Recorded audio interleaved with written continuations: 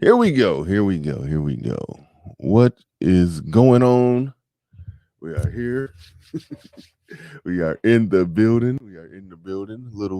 Just a small splash of CP time. Y'all know how it go. I said I was working on that, but it's still a work in progress. He ain't through with me yet, as the Black American Christian folks say. He ain't through with me yet. He's still working on me. He's still working on me. But shout out to everybody in the clues prenuptial agreement. See what you did there. I see what you did there. But all right, we're about to get this thing started. I'd like to thank everybody for coming on in. I see Ike down in the back chat, so we are ready to go. We are ready to roll. So let's make this happen. Let's get it. I'm trying to set something up. Still got to roll the intro. I see 14 people just came in. So hit the like button. Hit the like button as people are filing on in. As you're filing on in, make sure you hit that like button. Make sure you hit that like button and let's go.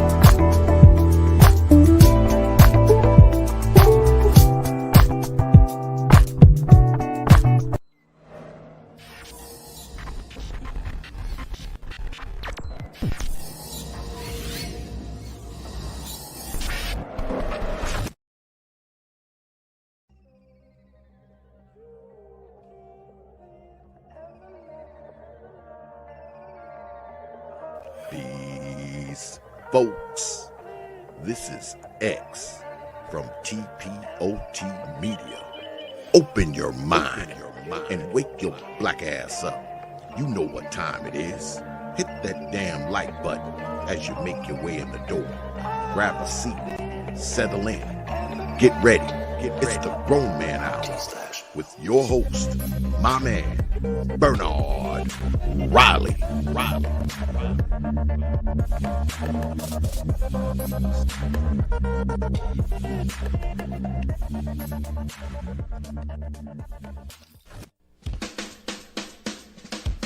Hey, what's up, everybody? This is Mumia Obsidian Ali. You know who I am. I need no introduction, right? And you're listening to the Grown Man Hour with my man Bernard Riley, heard weekdays right here on YouTube. What do you think about that? How about that? Now let's get back on with the show. Thank you.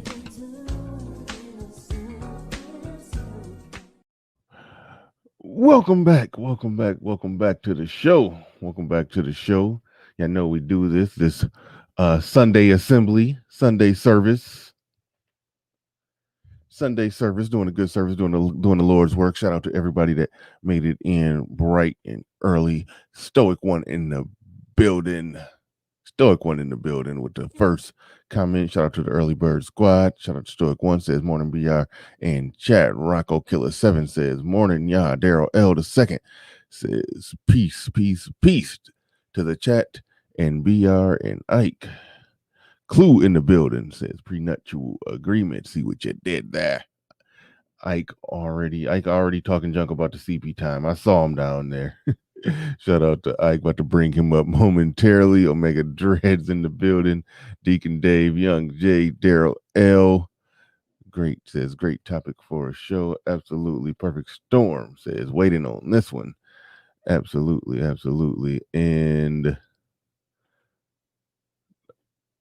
Ike hit me with the CP time. I've been working on it. I've been working on it. Shout out to the artist formerly known as Jedi Max, soul brother, and Mecha Don in the building. But without further ado, it's like mediocre chores and reviews. When I say without further ado, bringing up Ike. I'm still gonna be messing up his name because I don't know if it's G or G. Ike Ogiamian or Ogiamian. That's pretty good. The hard G is the important part. Okay. How's it going, Bernard? Going good. Glad to be here. CP time still in effect. CP time is still in effect. But I'm doing great. How's everything been going? Your neck of the woods? Oh yeah, just as I said last time, it'll take me about a month to get back on full ninja mode again, but Yeah. I'm slowly getting there. And you talked about your breakfast that you were going to be having, or your brunch, I'm assuming. Did you pig out last Sunday, or did you behave yourself, Bernard? I can't even remember.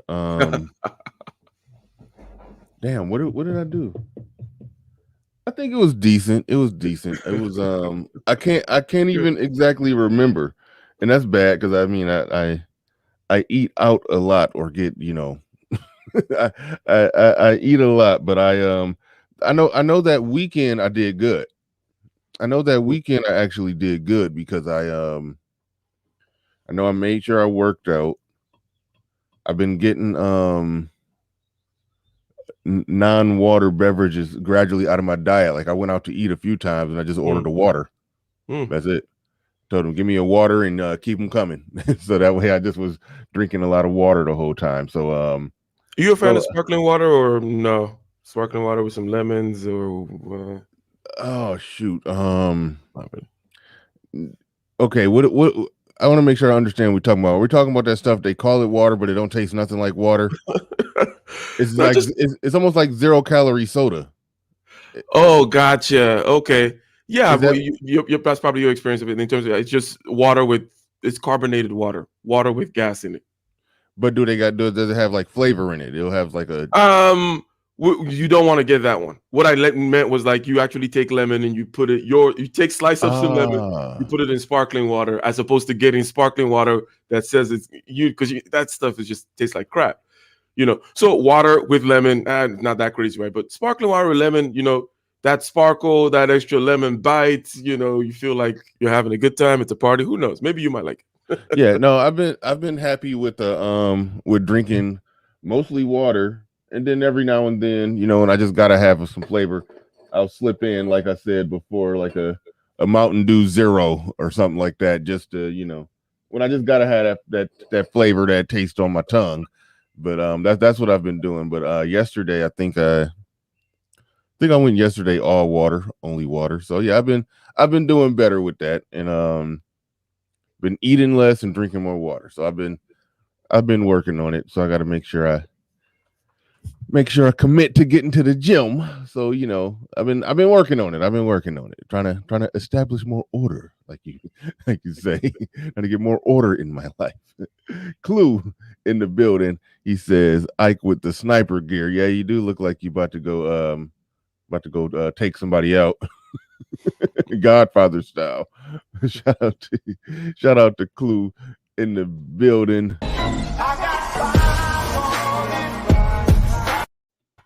Shout out to Clue. Appreciate that. Appreciate the $5 super chat. So all right. It's 46 people in the building. I don't even got to pull it up on my screen, I don't think yet. So I haven't even hit the like button. So make sure that you guys are doing better than me, at least, and hit the like button on the stream, because we're about to get this thing started. This is actually a good conversation, a good topic. It is a problem that people have. When we get done having sex with a questionable chick, we probably shouldn't have. We probably should have left that one alone. But we that's not exactly our strong suit. Turning away some strange. It's not exactly our strong suit. And we joke and we have a good time and we have locker room talk and we talk about the ladies and getting it in and you know, this one time when, you know, I had this one night stand when I was out there with my collar popped and I just was I had more game than the average game dude that night, man. I was killing it. I was on fire. They couldn't resist me. You know, pulled off a threesome that night. We have our fun with it, but we do need to well, we gonna have some fun with this one too. But it is a sensible conversation to have about when we realize that post-nut clarity kicks in. That post-nut clarity kicks in. That after the fact, we realize that okay, we probably should have made some different decisions there. That post-nut clarity, we realize, man, it's like everything that we should be doing and should not be doing, and it all comes in. And somebody super chatted the question. I forgot who it was that super chatted it, but he asked a very simple question. How do you extend that? How do you walk around in that mode for longer? Because when it wears off, we resort right back to the animal that we were before, and we're on the hunt. We're on the prowl. We gotta get that kill again. So we're gonna start it right there, and I'm gonna pass it to you and see where you go and where you take it. Oh wait, before we do that, something that I didn't even immediately think to do, but something that's worth doing. Good old Urban Dictionary. Give me 1 second. Let me type in post-nut clarity. Good one. And type out that. Hold on. Type out that working definition. Let me go over my channel. That's post-nut clarity, defined on Urban Dictionary as the immediate clear-mindedness or soberness an individual gains after orgasming, I should say. In parentheses, they say busting a nut. The concept of post-nut clarity has been bandied about for years and in many different contexts. All right. That's the working definition of post-nut clarity. Just wanted to read that before I handed it over to Ike. And before I go, Daryl L. II, thank you. He says that was me who asked Big B. Thank you very much for that. I appreciate you giving us the topic today, and I appreciate the $5 super chat.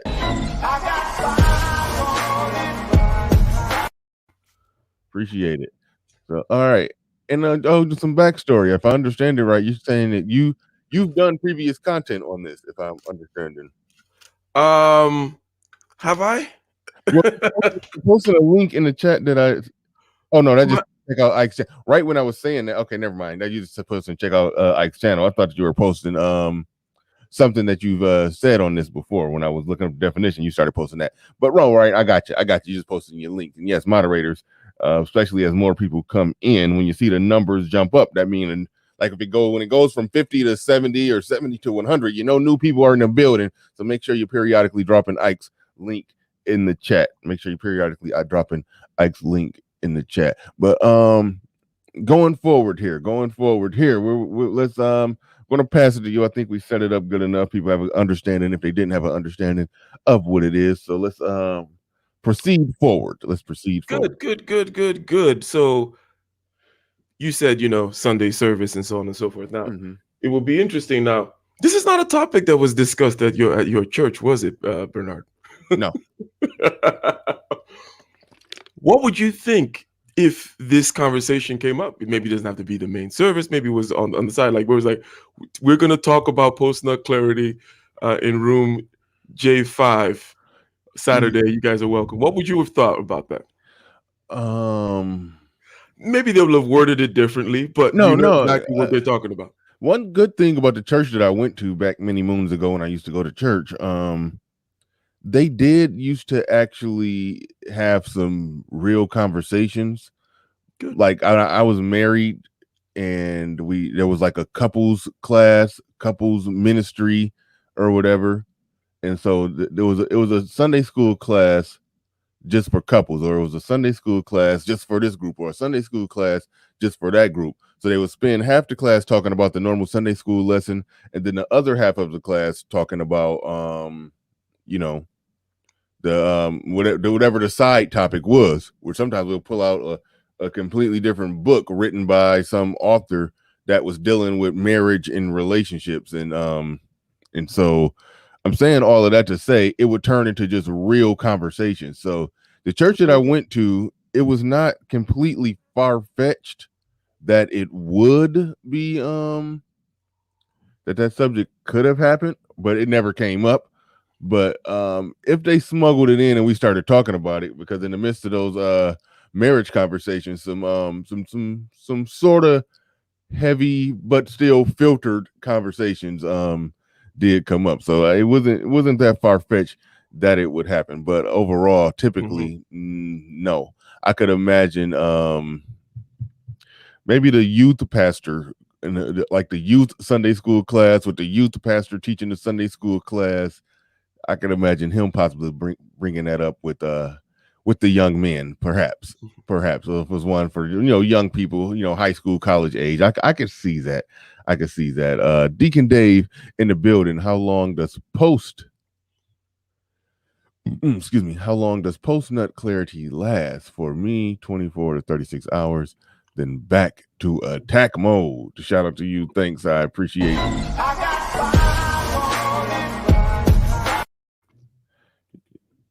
That's what do you think about that time frame right there, 24 to 36 hours? What do you think about that? I think that's not bad, like as a range. If I were to put my number on it, it's probably a little less than that. Just maybe I'm more of an animal than he is, but that's I think if we go back to Snuggles, the five, you should have a special $5 song for the $5 king or queen or whatever. Yeah, we're questioning the gender, humanity, personhood, sentience of Snuggles. We don't know what funds, everything. We don't know what Snuggles is at this point. I've heard that he's not a man. I heard that he's not black. I heard that he's not, we don't know what Snuggles is. Snuggles is the robot. Okay. The existence of Snuggles is very questionable right now. But shout out to Snuggles. However, human or not human, black or not black. Okay, and Mr. Fantastic 824 has confirmed somehow that Snuggles is a non-black woman. Do you know the exact race of Snuggles?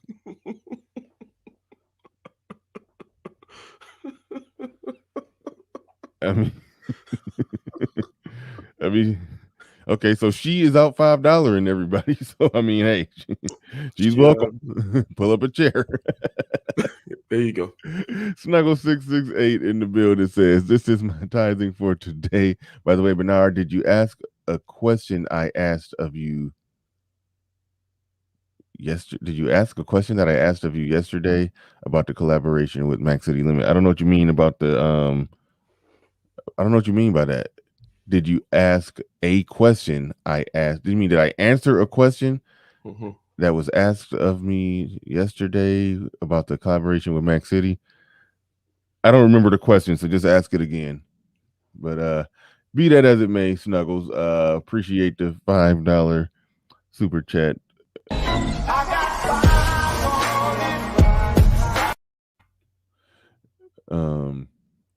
Yeah, Snuggles is just confusing me more and more now. But just ask, go ahead and re-ask the question. Yeah, go ahead and do that. But shout out to Snuggles. Go ahead. So you were saying that the 24. Yeah, I'm saying that time frame makes sense, and I think that that question, asking the time, for example, leads us directly into the approach that I would like to take to this whole thing. And it is the approach of going into the fog and clearly feeling our way through, seeing it. Because basically what I'm saying is this: post nut clarity suggests some kind of pre-nut fog, some kind of trance, something, right? And I would like to go there, right? Because that's where the scene, that's the scene of the crime, right? That's where we Ah, gotta go if we're gonna try to find a solution. Not the question how to extend post nut clarity, great question, right? Turns out that you have to flip it on its head, and mainly where you have the most agency and the most control is understanding what the pre-nut fog is, right? uh-huh. So it's at the fog end of the situation that we're going to try to take it. And I would like to take it from a very what is the experience of the fog approach. Some will call this a phenomenological approach. What is the phenomenon of the fog? Okay, can you recall the actual sensation, or what does it feel like to be in that fog?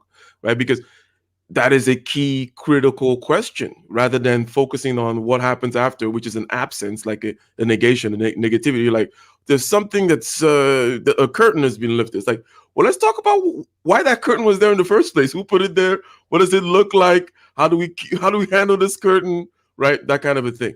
So what is the fog like? If I were to ask you that, then Bernard, you described earlier, right, that things get done, you regret later. In the clarity you can see, but what was that? Can we get a clearer picture of the fog? To just put it in one word, horniness. That's one way that I could just simply just put it, just real short, sweet, and simple. Horniness, the biological urge, the itch. It's like an itch that you gotta scratch. Good. And no matter what you're doing, if you got a real bad itch, everything else just comes to a complete stop. Mhm. Everything else comes to a complete standstill. Okay, I hate saying this. I don't know why it happened. It happened to me twice. Well, I was in the middle of sex and I had like a really bad itch on my back. And normally you could just, just push right on through that. But for whatever reason, it was a real bad, and I had, oh shit, hold on. I had to get it. I'm like, wait.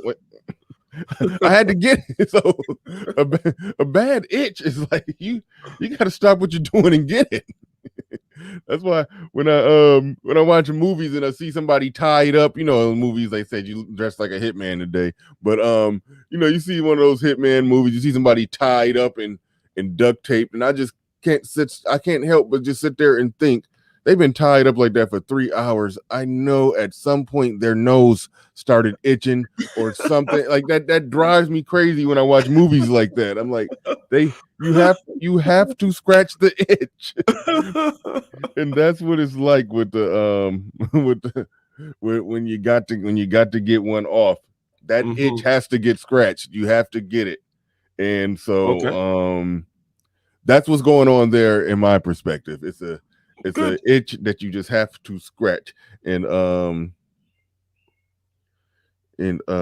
somebody hold on real quick. One moment. Yeah, somebody, I believe. Wait, no, nobody sent a cash app. Somebody thanked me for a cash app. Because I send cash apps to people from time to time. I do a little bit of sending out cash apps here and there. But yeah, so there it is. There it is right there. You put some words to it. And but what do you think about the approach anyways, in terms of like, now that you went from post nut clarity, like, okay, let's go look at the fog, and then like you put in a word to it, you put a whole complex of sensations, which is the itch, and whole complex of situations whereby you are forced to scratch that itch.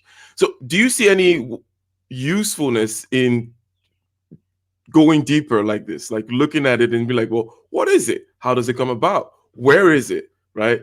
What causes me to do this stuff? Like, is there any point to this, what they call the phenomenological approach? You saying is there? Yeah. Do you see a point to me asking that question, even as to what is it? Okay. It's fair to ask the question because I think as human beings, we do need to think deeper about our biological urges and our cause for the wild. I mean, that's something that we talk about on this show a lot. Like, I'll acknowledge that that yes, we are, when we get horny, that's your genes telling you to go replicate your DNA, basically go nut in a chick. That's what your body is telling you to go do. Go propagate your DNA. That's what your body is telling you to do. Well, we obviously fight against that every time we put a condom on. We're not doing what our genes are hardwired to do and hardwired to tell us to do. So, as human beings, we should be in a place to where we have to take a step back and analyze our whys. So in that sense, no, you are absolutely 100% right on point to ask the question, what is it and why is it there? So that's actually perfect. Snuggles is responding to what she said in the super chat. I asked you a question about you and Ike doing a collaboration with Mac City. I would like to hear how the conversation would be with all these different thought processes in the room. Yeah, I don't know how that would go. Big Mike is he's an intelligent guy, but I haven't heard him on any other subject other than his main go-to subject. So I don't know how that would work with, three of us in the doing a collaboration. So I don't know, but no, I have not talked to Ike about that or Big Mike of Mac City Limits about that. So as of right now, that is a no. But where was we at? I forgot. Snuggles threw me off that fast. Well, you were just acknowledging that, going back and looking at the fog, seeing what it is, and perhaps you added the why aspect is key, right? Yeah. But the what is really also, that's the phenomenological part. Like, what is something, right? So you said it's like an itch. So there's a sensation, right? Mm-hmm. There is a sensation, an urge, something that kind of focuses your attention and causes you, like, you can literally feel it wanting you to go there and scratch, right? There are also thoughts in your head as well. In other words, it's not just a feeling in the body. There's probably images in your head going on as well that are pulling you in the same direction, making it enticing. The image in the head increases the feeling in the body. The feeling in the body increases the image in the head, right? Just like an itch, as a matter of fact. Because if you think about the itch, and they'll think about, like, in other words, as a matter of fact, if your hands are tied, it probably starts itching a little bit more. Just the fact that you can't get to it. Those kinds of things. So there's a loop of thoughts in your head in this fog again. Feelings in your body in this fog, leading you to do something. Mm-hmm. You suggested that we can look at it and that we can ask and so on and so forth. So my question for you now is, are these feelings and these thoughts, is the itch you, or can you separate yourself from the itch somehow? Or does that question even make sense? Is the itch me, or can I separate myself from the itch? Or what is the relationship between what we will call you and the itch? Because we've been suggesting in the way we're talking, like, oh, we can look at this, we can feel the fog. Like, okay, there is like there's a me and then there's the fog. There's a me and then there's the itch. I want to scratch the itch. Blah, blah, blah. So if there is at all, even if so far just in speech, a schism, a difference between you and the itch, then it's a question of unconsciousness, and what you need to bring to unconsciousness is awareness. So the first thing I would say is that there's awareness that needs to, in other words, the fog is a lack of awareness. And if one thinks of things in a very just go wash it. Simple, programmatic way, like logical, step 1, step 2, if there's an awareness problem, if there's a darkness problem, you're like, okay, can we just bring in some light? Right? Mm-hmm. So it's like, that's what we're trying to do here slowly. Right now we're doing it from a certain distance, but then the thing is to remember to do the same thing when you are in the middle of the fog. right? Mm-hmm. That's why I asked you, is the fog you? You still have enough awareness. If I say, hey, Bernard, stop, resist that itch, right? You can do it, right?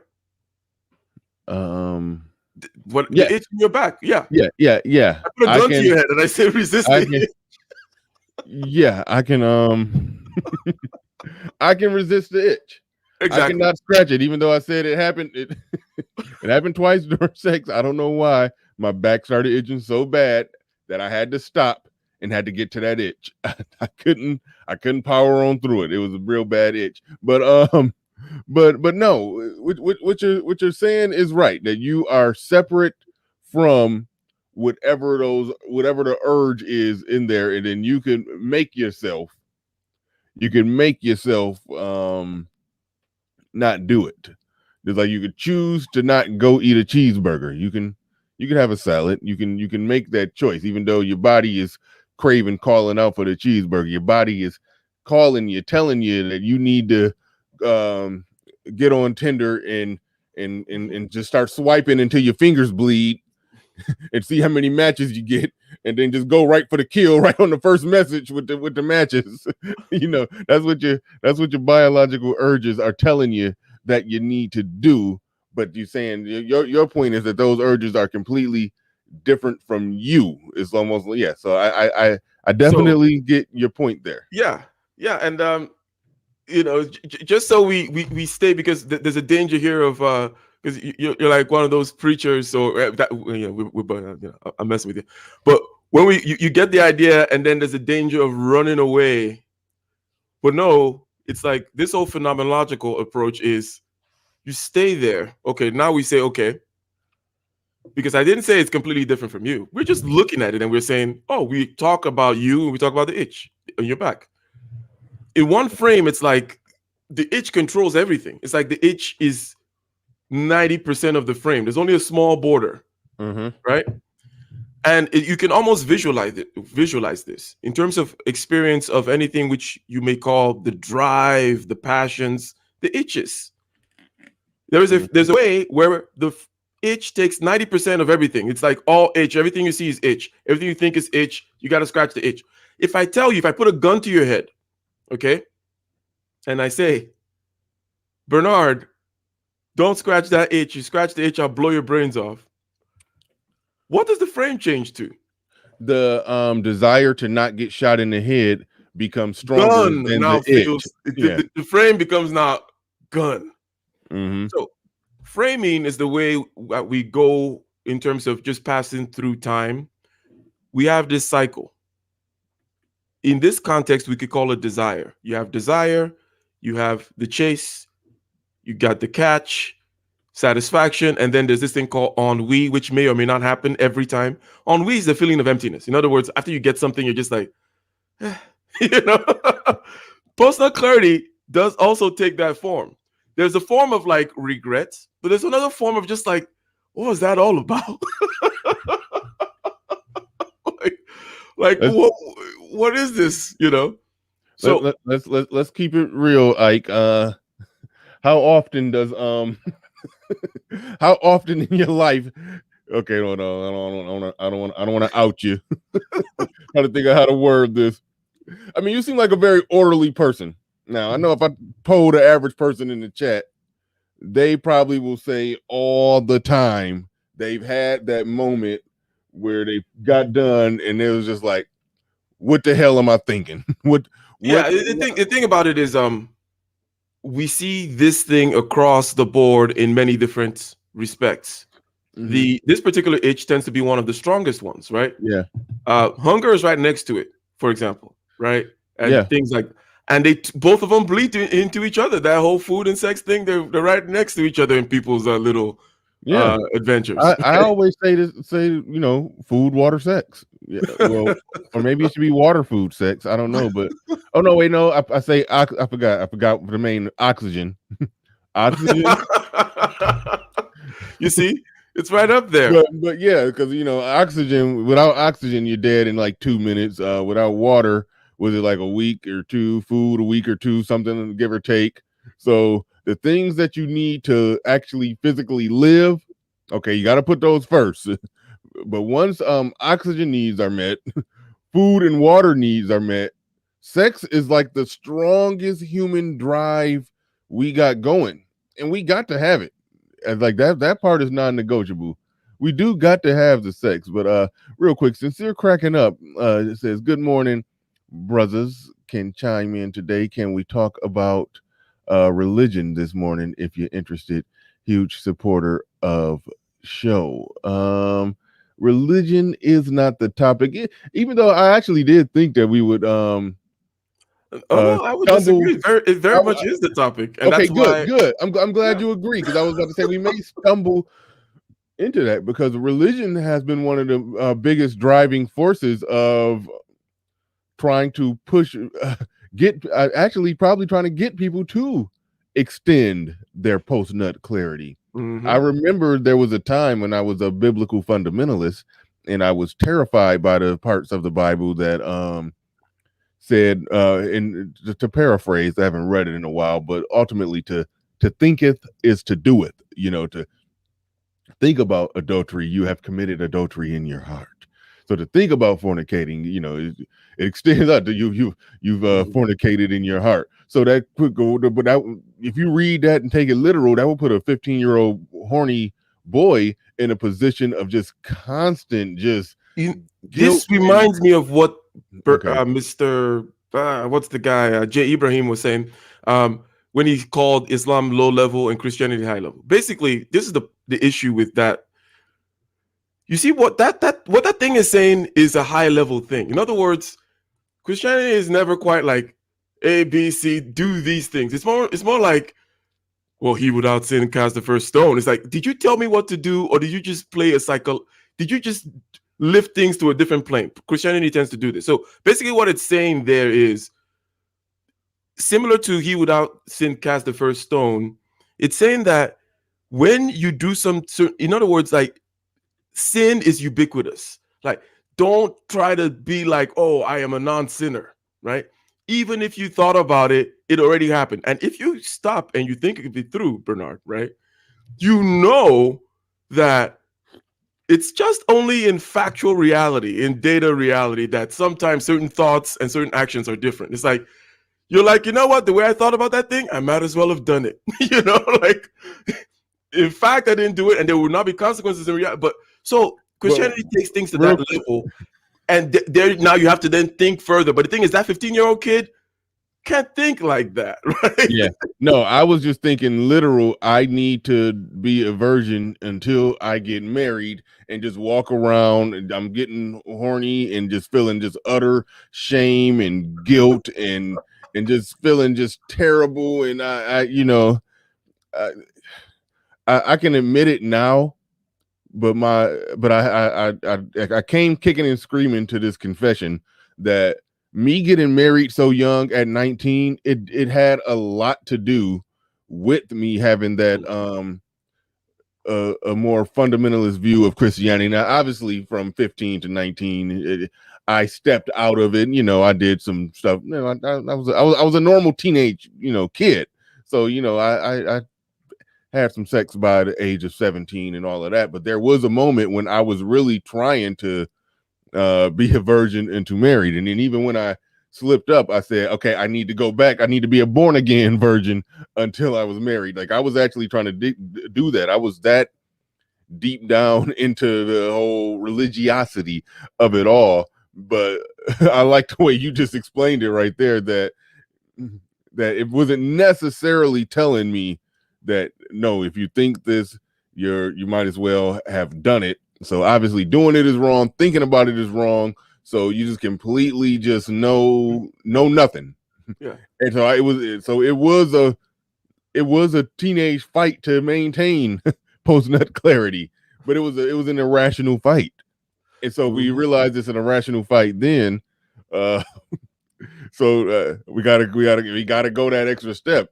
How irrational is the fight now? But so we'll talk about that, and we'll dig into that. Snuggles back in the building with another super chat. And I went to the channel, like Fantastic said, and I think I actually saw a video of I'm gonna put Snuggles on the Summer Jam screen. I'm gonna put her on Put her on the jumbotron. That's gonna be interesting. Oh, no, I'm not gonna.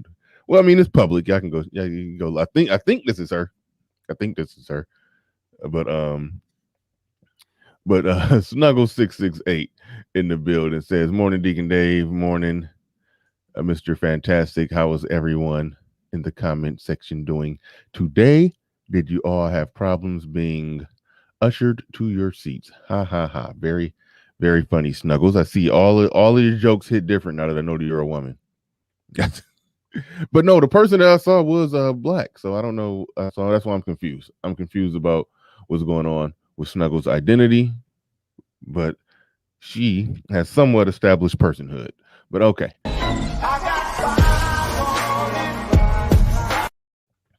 But all right. All right.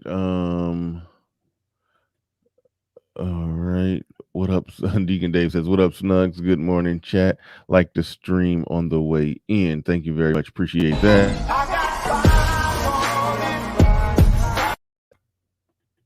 All right. So, you said Deacon Dave says post nut clarity was 20 men at 16. Yeah, that sounds about right. Fired up, ready to go. But anyway, so where were we? We was talking about we were at frame. Yeah, okay. We got to the frame and then we started talking about my my high school trials and tribulations of constantly, climbing up on the cross and persecuting myself for having horny thoughts. Yes, the link will be dropped today. Be patient. Let's try to. We and Ike going to try to make it to the end here. But I think I scheduled 3 hours, so I got till whenever 9 a.m. over here for me. Okay, all right. So the frame. So basically, the frame. Yeah, the frame. Right. I talked about a frame in this particular context. We'll be talking about a desire, and then the chase. We talked about the itch. The frame is filled with the itch. I put a gun to your head. The frame is now about the gun. You're chasing. The frame is about the chase. You get the stuff. You achieve. There may be some relief. There may be some of that emptiness as well. And then you were asking me, how many times does that come up? Not in this particular context for me, but we see it in many other contexts. There are many things we do and you're like, why did I just have that freaking donut? Why did I do this? In other words, once you've gotten the desire of the frame and then it's like the picture disappears before you get a new frame, before you settle down back into what the hell was more important anyways. Sometimes it may be this kind of period of like emptiness, or sometimes it may be like you actually get a new frame and you see. So basically this changing of the frame from it was all itch before to disappears. And now I'm in a frame of either, I'm supposed to be pursuing my purpose or whatever the hell they call it. Or what was that all about anyways? In other words, just pure emptiness. This is the post-nut clarity process, right? And we're going back into the fog because we're like, rather than talk about post-nut clarity so much, let's go into that fog. And we looked at the fog. You talked about the itch. We talked about the frame. And we can see the complex of feelings in the body and images in the head that this has that goes along with it, right? So the question is, how can I observe that itch frame? How can Bernard observe that itch frame, bring enough awareness to it such that it does not take up 90% of the screen? How do you look at the itch such that you can see you're doing a quadruple timeout over there? Oh yeah, I had to. Yeah, somebody. So if I never saw you before, don't know who you are, and the first thing come out your mouth is an insult to me, yeah, you get quadruple timed out. Yep. So basically, it's like, well, how do you, your back itches. How do you, without me putting a gun to your head, how do you focus on like, okay, there's an itch. It feels like this, and the nerves in my body are pushing me to do that. That whole separation of you from the itch. Ask, are you the itch?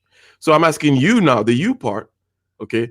Now it's all you. Okay, if you want it. Right. But we're taking, this part of the machine to say, okay, look at what's going on at this other part here. Okay. enough that it does not completely take off the frame. So basically, what we're going to get to, and we'll hop back and forth from just looking at the fog to talking about practical things. So so far, we've been looking at the fog doing our phenomenology. I haven't mentioned one practical thing yet. I just mentioned that awareness is the opposite of this kind of fog, right? It makes sense. Like, there's no need to talk about which tool or how do I bring about awareness. But it's like, well, you got a fog, you got a darkness, you got to throw some light on it. And we're beginning to see, using this frame idea, how, if I do look at that itch, it does kind of get smaller in terms of the frame, though. Not that the itch goes away, but would you agree that if you're able to pause, like Bernard, pause, look at the itch, study it, where is it? How does it, like, you know what I mean? It starts to get smaller in the frame, and the part that observes it starts to get bigger. Does that make sense at all? Yeah, I can see that, but to some degree, stop and look at the itch.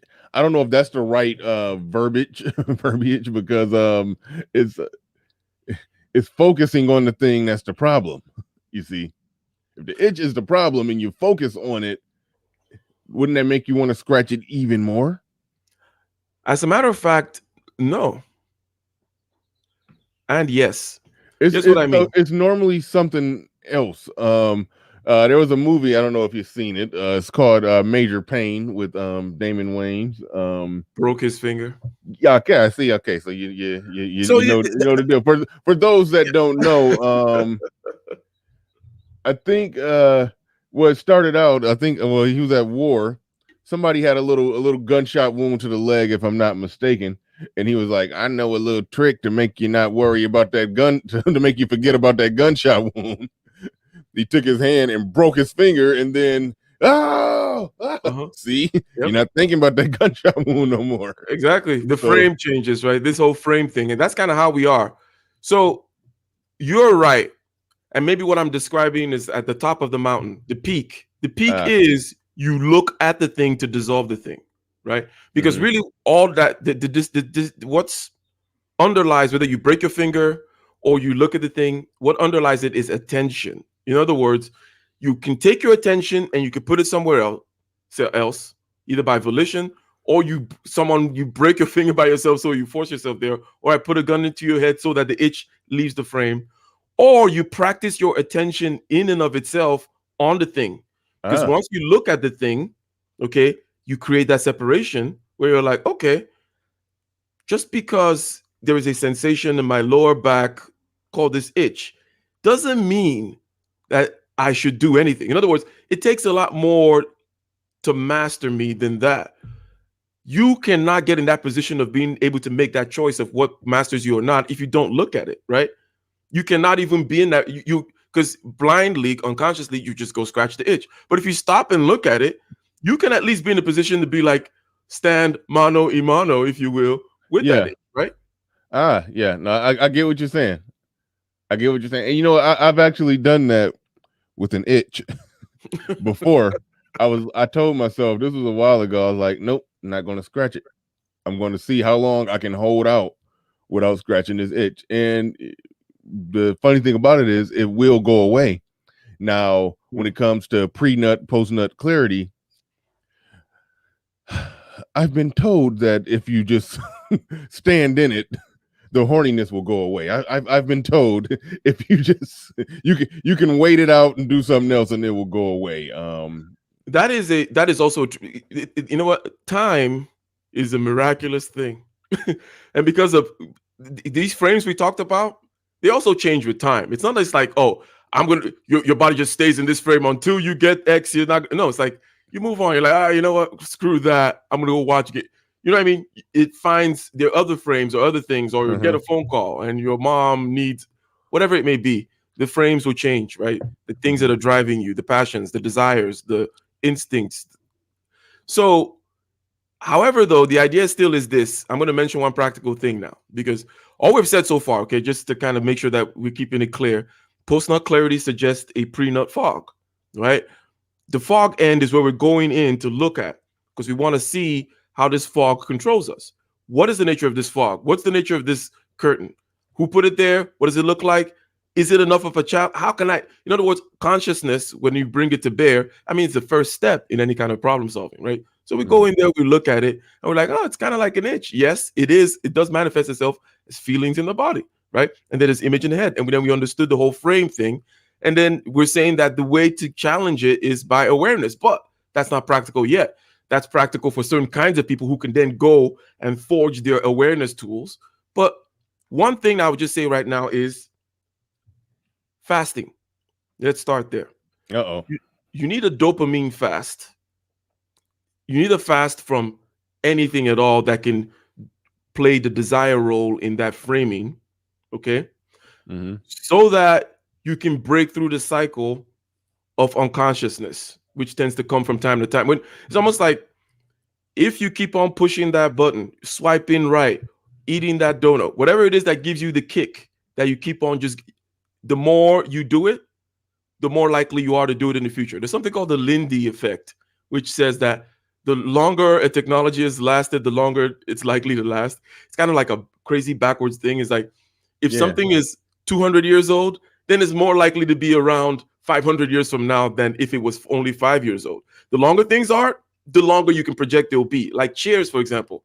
It's like chairs have just been around forever. They're not going anywhere. You can kind of just, you don't see chairs going anywhere. Even like in all the futuristic Star Wars, Star Trek, whatever, they're still sitting on chairs. Yeah, you know what? They actually try to reinvent it. But, like they'll do a chair without legs and have it float or something. But not as a chair. He's sitting down. The humans need to sit. That's just clear. And there's no better way to achieve that than sitting in a chair. Exactly. So when things have been time tested, but the reason I brought up that analogy is to say that the more you fall for something, the more you fall for a temptation, the more likely you are to fall the next time. What fasting does is it breaks the cycle. And if we go back to that whole Christianity thing, the thing about the Christianity is it shows you, right? Because it says, hey, you think you're righteous, you think you follow the rules. Let me show you why you're not. He who without sin cast the first stone. If you think about it, you already did it. It's not supposed to then make you, the thing about it's kind of high level. In other words, that you got to kind of walk through the alleys here. It doesn't just tell you.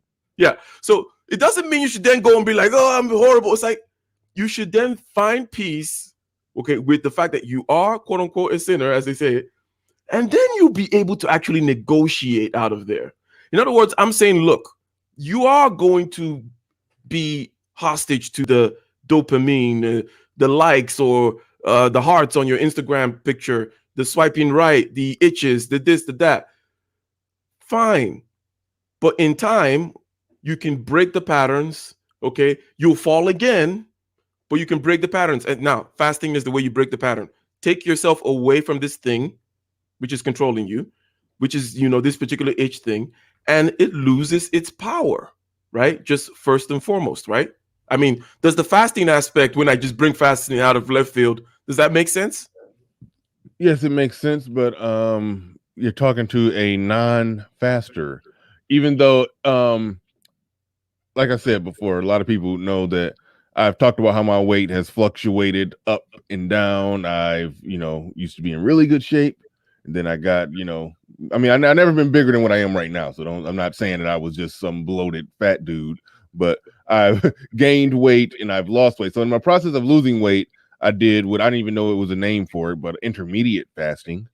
But far as fasting, I believe, as you're talking about, no, I've never done that.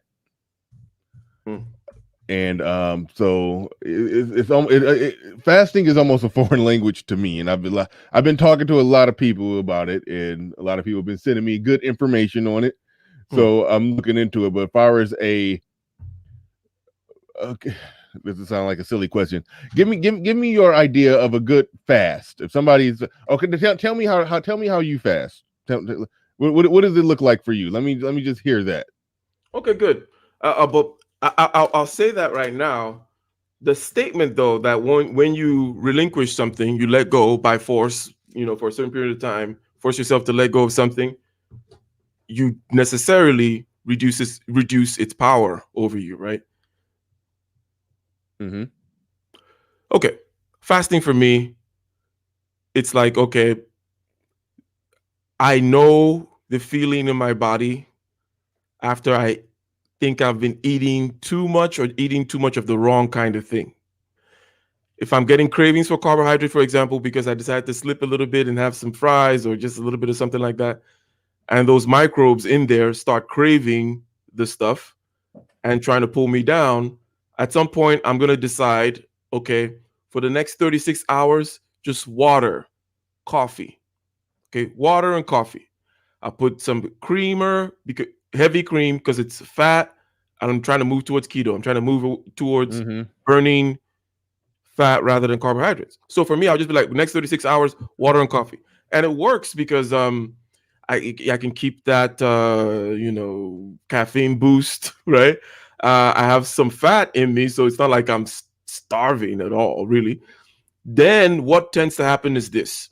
You're going to find out that thing you call hunger, or for example, that itch, because when you look at that itch, you're going to realize it's not just one big thing that covers your whole frame. Itch. It has parts. Okay. There's a part you may find that feels like a numbness. There's a part that feels like some kind of a vibrating thing that needs to be like a blockage that needs to be cleared. There is a part that is in your head that tells you the words probably in your head that you're saying, like, whatever it is. And images are probably associated with itch, right? So there are different parts to it. So basically now, this thing you call hunger, when you decide that for the next 36 hours, you're going to be drinking water, taking only coffee with some heavy cream, you're going to see that hunger has aspects that have nothing to do with your desire for calories. You just want something warm in your mouth, for example, Bernard. No. Pause. 100%. We know that it is to actually eat stuff.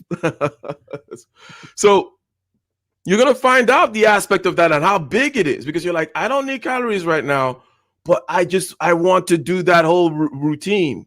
Yeah. So it's like you have to force yourself through that. The first time, the harder in terms of each fast. Then by hour number 30 in your 36-hour fast, that thing is just going to look like the wind passing by. In other words, it's going to look like any other natural phenomenon. What's that thing I'm talking about? I'm talking about that thing that says, oh, you must eat, you must eat. You're just going to look at it like, oh, like a bird flying by. It's like that set of, oh, it's this feeling and this, that, and the other. It's not going to fill up the frame anymore. It's going to be a tiny little pixel in the corner of the frame. That's how fasting helps you to bring light to the fog, right? Because all these little dopaminergic cycles you're on, push this button, eat this donut, do this thing that gives you frame, desire, pursue, catch, your satisfaction, next desire, pursue, catch. You have to break that cycle, okay? And you have to recruit the unconscious. You have to recruit habits. I've taken the next step now. I'm talking about fasting, and I'm going into habits. You have to build habits, but the first way to start to build those habits is through this break called fasting. Because I just tell you, oh, well, why don't you just have better habits, Bernard? like, okay, how do I do that? I get exactly where you're going, and everything with the fasting that made perfect sense. You'll get to the point once you get deep into it where the little urge from within is just like wind blowing by. It's like it's just normal. Nothing you need to even react to. You're just sitting on the porch, wind blowing by, nothing you need to react to. Okay. The $1 million question is, how do we get there when we're talking about that need to bust a nut? So clearly, we're talking about fighting. Well, I guess in some ways we're not. I was going to say we're talking about fighting two different animals, but now that I think about it, yes, that need, because it's hard to conceptualize it as somebody who's never, did a 36-hour fast. Well, I kind of did before, but I kind of had to because I was on some. That was different, but It's a different animal, but in many ways it's not, because if you're talking about going 36 hours without eating, the urge to want to eat is going to be stronger than your urge to want to have sex. So if you can overcome that urge to want to eat, you obviously can overcome that urge to get one off. And then there's the aspect of and this is how most guys deal with it, I think. masturbation gives you they get that instant post nut clarity out of the system. But Yeah. I like what you said there. I like what you said there and how you explained that as far as the fasting aspect of it. And if you could pull that off, you should be able to pull off the other thing. Okay, Omega Drag said I went a year with a year no sex. Was it a year not busting a nut? Those are two different things. Two different things. I can do a year no sex. I can't do a year not busting a nut. I think what you bring up though is quite important in the sense that yes, we can talk about one scenario when we seem to be using the food. The food thing comes to mind more because I think we got food in the brain generally more than we have sex because food is more easily accessible. That is a good point. That is a good point. We would have to think about food more than sex. You would think. Yeah. You would think. The thing is though, but you're saying, okay, but how about this other thing? So the two things that come up. The number one thing is you got to remember that whether it's food, sex, or that itch in your back, okay, your body and the way it tells you stuff is still your body and the way it tells you stuff. In other words, if this thing always puts up a red signal, or in other words, if your body always feels a certain way and then there's a certain kind of a voice in your head telling you to do stuff, it doesn't matter what it's telling you to do, whether it's hunger or bust a nut or whatever. I'm saying master the watching your particular machine because it has these bells and whistles, right? So, and it only has so many bells to play. It's not like these passions are very different. It's like, how could it be? It's like you are an organism, not some kind of infinite loop of many different kind of whatever. It's like, no, the car only has a few ways of telling you something's going wrong, right? Same thing, your body only has a few ways of driving you in terms of passions and so on and so forth. So whether it only has a combination of possible sensations. You don't have infinite number of sensations. You know what I mean? It's like, no, all these things feel similar.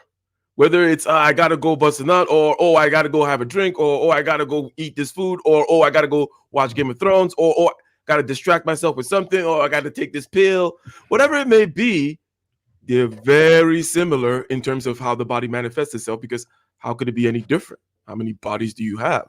So that's the one thing I would say that needs to be remembered. But we can talk about the specifics, right? Like, okay, yes, this one is a little bit of this shade. So let's talk about the specific shades of the fog of the pre-nut fog, if you will, right? So it tends to be stronger than in terms of like sharpness and immediacy than the others. Hunger can kind of be just a dull thing, and maybe you can kind of ignore it, push it aside with just sip some water or something like that, chew some gum. I don't know what it is, right? But even if you're not bringing a lot of awareness to it, but hunger you can kind of put away. If we imagine the sharpest, the deepest pre-nut fog, it's not like that. It's a lot stronger, right? And it's also located in a different part of your body. You're feeling this stuff down in your loins over there. It's not in your chest. It's not in your stomach. It's more down there. And then images, it's very hyper, especially for men. It's a hyper visual thing. So that little wind that's passing by that we just call the wind is going to be that. This is your challenge now. Okay. Your challenge is strong feelings down there, images up here. Okay. But the thing is, no matter what, a fast is what you need. You need to step away from it in order for it to cool down. That's the only system. Because if I just told you have better habits right now, you want to see it like the wind right now, you're not going to see it like the wind right now unless you go through this formal practice of detaching from stuff. There's a reason why all cultures, or most cultures anyways, have a fasting ritual. Religions, that is, of all kinds. They talk about fasting. It's not a mystery. This is why they say it. There's something about, hey, I need to break out of the frame of just because otherwise we're a hamster on a wheel, chasing next desire, next frame, next thing, next dopamine hit. We're that rat pushing that cocaine button. Okay, that's what frame is. It's like cocaine frame. This is on a cocaine frame now. Okay, yeah. So at some point you got to step away from the cocaine frame it's the law of how the body works. You can't recreate the universe just because I don't like that I have to spend time. That's how the body works. You can't just flip a switch. You gotta step away, do some fasting away from all whatever it may be, right? But it's all pushing the same button in your head. And then with that, over time, you can begin to build the awareness. So the first practical thing we've said, again, is still fasting. Okay, but we're fasting so that we can be aware, and then so that we can build habits. Mm-hmm.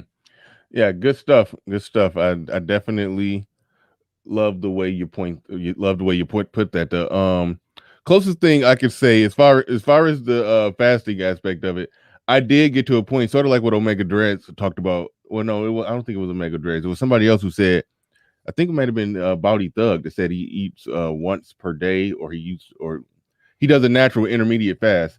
And that was how when I needed to lose weight, that was how I lost it. Sometimes it would be twice a day, but just one meal per day that was relatively speaking in the middle of the day. Let's just say if it was at 2:00, I'll eat and I'll get nice and full at 2:00. And if you're going to bed at a normal time, you eat at 2:00, you're probably not going to get hungry again until around 8 or 9, close to bedtime. No need to eat. No need to eat. Just go to sleep. Just go to sleep. Go to bed hungry. You wake up, it's a new day. Have some coffee. Coffee normally knocks out the appetite. Get into your day. Do what you do. Have a little more coffee because coffee can knock out your appetite and extend you out and make you last to about 2:00 again. Have another meal, and it's like just like that. You realize, wow, I went 24 hours without eating. Now, in my experience, at least my thought process, I'll go crazy if I try to tack another 12 on there. In my mind, at least that's where I'm at. I've never tried it, but I do know, and I can relate to everything you're saying, how it does just turn into like a breeze blowing by when you're hungry, when you've ordered yourself and you know that this is what I'm going to do. This is how I'm going to react to it. This is how I'm going to respond to it. And so you're basically saying that whole process, it needs to extrapolate that out forward to the other aspects of your life, more in particular sex, and not just sex, because there's nothing wrong with some good sex. I think the whole post-nut clarity thing, it comes in when we're talking about you had sex with somebody you probably shouldn't have had sex with. You're going places you probably shouldn't go. You're doing things that you would with people you probably ought not be doing it with, and you understand immediately afterwards that I need to leave this, and I got to leave this one alone. And then if you haven't formally ordered yourself like that, you're going to end up going back to that dirty well, so to speak. Going back to drink at the dirty well instead of disciplining yourself. Like, no, I can wait. Yeah, we like to have or think we have free will. We like to have control and we like to have awareness. So it's not about the particular passion or drive or desire that's driving us. It's about when we get in that situation when we think the free will was absolute, and because there's such a stark difference, right, between pre-nut and post-nut, that we see, oh my God, where was my free will? Where was my control? Where was my awareness? That's off-putting to us, right? Right. So now, not to get too meta with it, but the reason why I also said, you are the itch, plus you also can separate yourself from the itch, is there really is no free will at the end of the day. But we that thing that we see where it's like, oh, I didn't have any will at all. It's almost like this particular side of myself did not get to participate. It's almost like what we're saying. It's like this side of myself, the CEO side, the central processing unit, the side that should watch, did not even participate in that at all. Like this whole thing, it was the inmates were running the asylum there. It's like, the warden? The warden was absolutely absent the last 24 hours while I was out there. You're supposed to be the warden, and you just checked out. You just fell asleep behind the wheel. So yeah, good stuff. Good stuff. I'm gonna bring some people up for questions. Sincere Cracking Up wanted to get in and get a piece of this, but shout out to Utopia, who just sent a $10 cash app. And sorry, Utopia, when I get a $10 cash app or super chat, I gotta play it. We're wait for it. Wait for it. What do we get for $10? Everything you want. Everything? Everything. You. All right. Sorry, Utopia. I had to play it. But we got Sincere cracking up in the building. Go ahead. You have the floor. You have the mic. Good morning, y'all. How y'all doing today? Huge supporter of the show, man. Thank you. Thank you. We're doing well. And good thing you're saying, sir. You make up good points, man. It's about lifestyle and balance. You're hitting it on the nail, man. That's why I listen to y'all. You got the conversation right. You know what I'm saying? And one thing about it is you can do all these things in life, but you gotta have balance. You have to be able to map it out, Bernard. That's what it is. That's the key to life. And that's why I always chime in with you, because you guys know what you're talking, man. Just speak the truth, man. I listen. I apply it to my life every day, man. Honestly. Good stuff. That is good. I mean, the balance thing happens, or is vis-a-vis this particular topic, right? We've hit on balance a number of times. One of the main ones is, and that's why it's so pertinent to the topic about extending post-nut clarity, is that you have to look at these cycles through time in terms of like, you're gonna fall off the wagon or on the wagon or wherever it means, okay? And it's fine, right? And then you simply just reset. Now, fasting is like a will reset. But I'm gonna add another thing here, and let me see what you think about it. I'm open, man. I love conversation, man. Yeah. So you have this unconscious, let's say there are drives pursuing you and so on and so forth. And we need to use our unconscious as well, which is habits. Okay. You need to build habits in order to fight these things. This is my other point, Bernard, right? First of all, I was talking about fasting in order to give you a clarity, in order to take a step out, to break the cycle, to break the frame. Now, you have this unconscious part of yourself, okay, right? Which we're saying, we don't like it when it takes over. We don't feel like we have free will or control and so on and so forth. But there are many unconscious parts of ourselves which we don't mind, right? Like we don't mind that we don't have to think when we drive. We don't mind all the good habits, right? Yeah. So we can recruit that side of ourselves, right? Just thinking about it that way. Like it's almost like left shoulder, right shoulder, devil, whatever. Like, okay, there is this routinization, being able to be automatic, right? Automation aspect of ourselves. We call it habit, but it takes some time. So after you fast and you're able to have that kind of clarity, now you can have a habit, one of which is, for example, when you have that urge, a particular urge, go do 10 push-ups first before you do anything. It's not saying don't go to Tinder or don't go to whatever.com or don't handle it. I'm not saying that. It says just have this routine where you go do 10 push-ups. It does a couple of things for you. Number one, it gives you time. And then number two, the push-ups will awaken your body. Mm-hmm. And when you awaken your body, you can then practice that awareness we were talking about. But basically, before we go through the steps, basically we're talking about habits and the fact that this is an unconscious, automatic side of ourselves, but that we can ally to in other words, we can build good habits in order to fight the bad habits, right? Yes, I agree. Mm-hmm. I agree. 100%. What is your thoughts on? Because I did a show on no fat before. I'm no fan of it. I do say better out than in, to quote Shrek. I'm not a fan of it. What's your thoughts on no fat? Because I mean it's related. We're talking about post-nut clarity, making better decisions. And I talked about the jacking off. That's the cheat code. Just how to, if you I remember my brother, he actually said, because he used to spend a lot of time at the strip club, and he didn't even go in there and buy lap dances. I mean, my brother, he was a ladies' man. He just liked to hang out at the strip club. All the strippers knew him. My sister was a bartender at the strip club.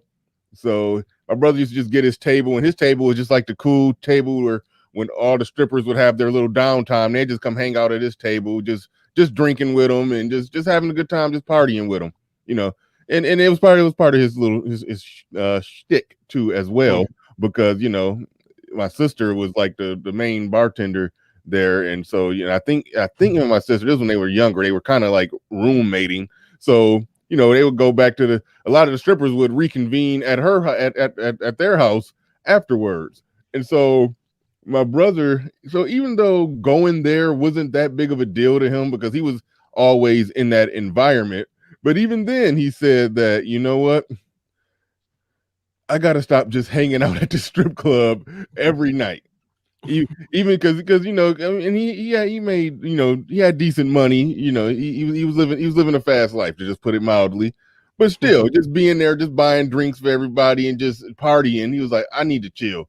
So he said, you know what, I'm just about to just get one off real quick, and then after he get one off,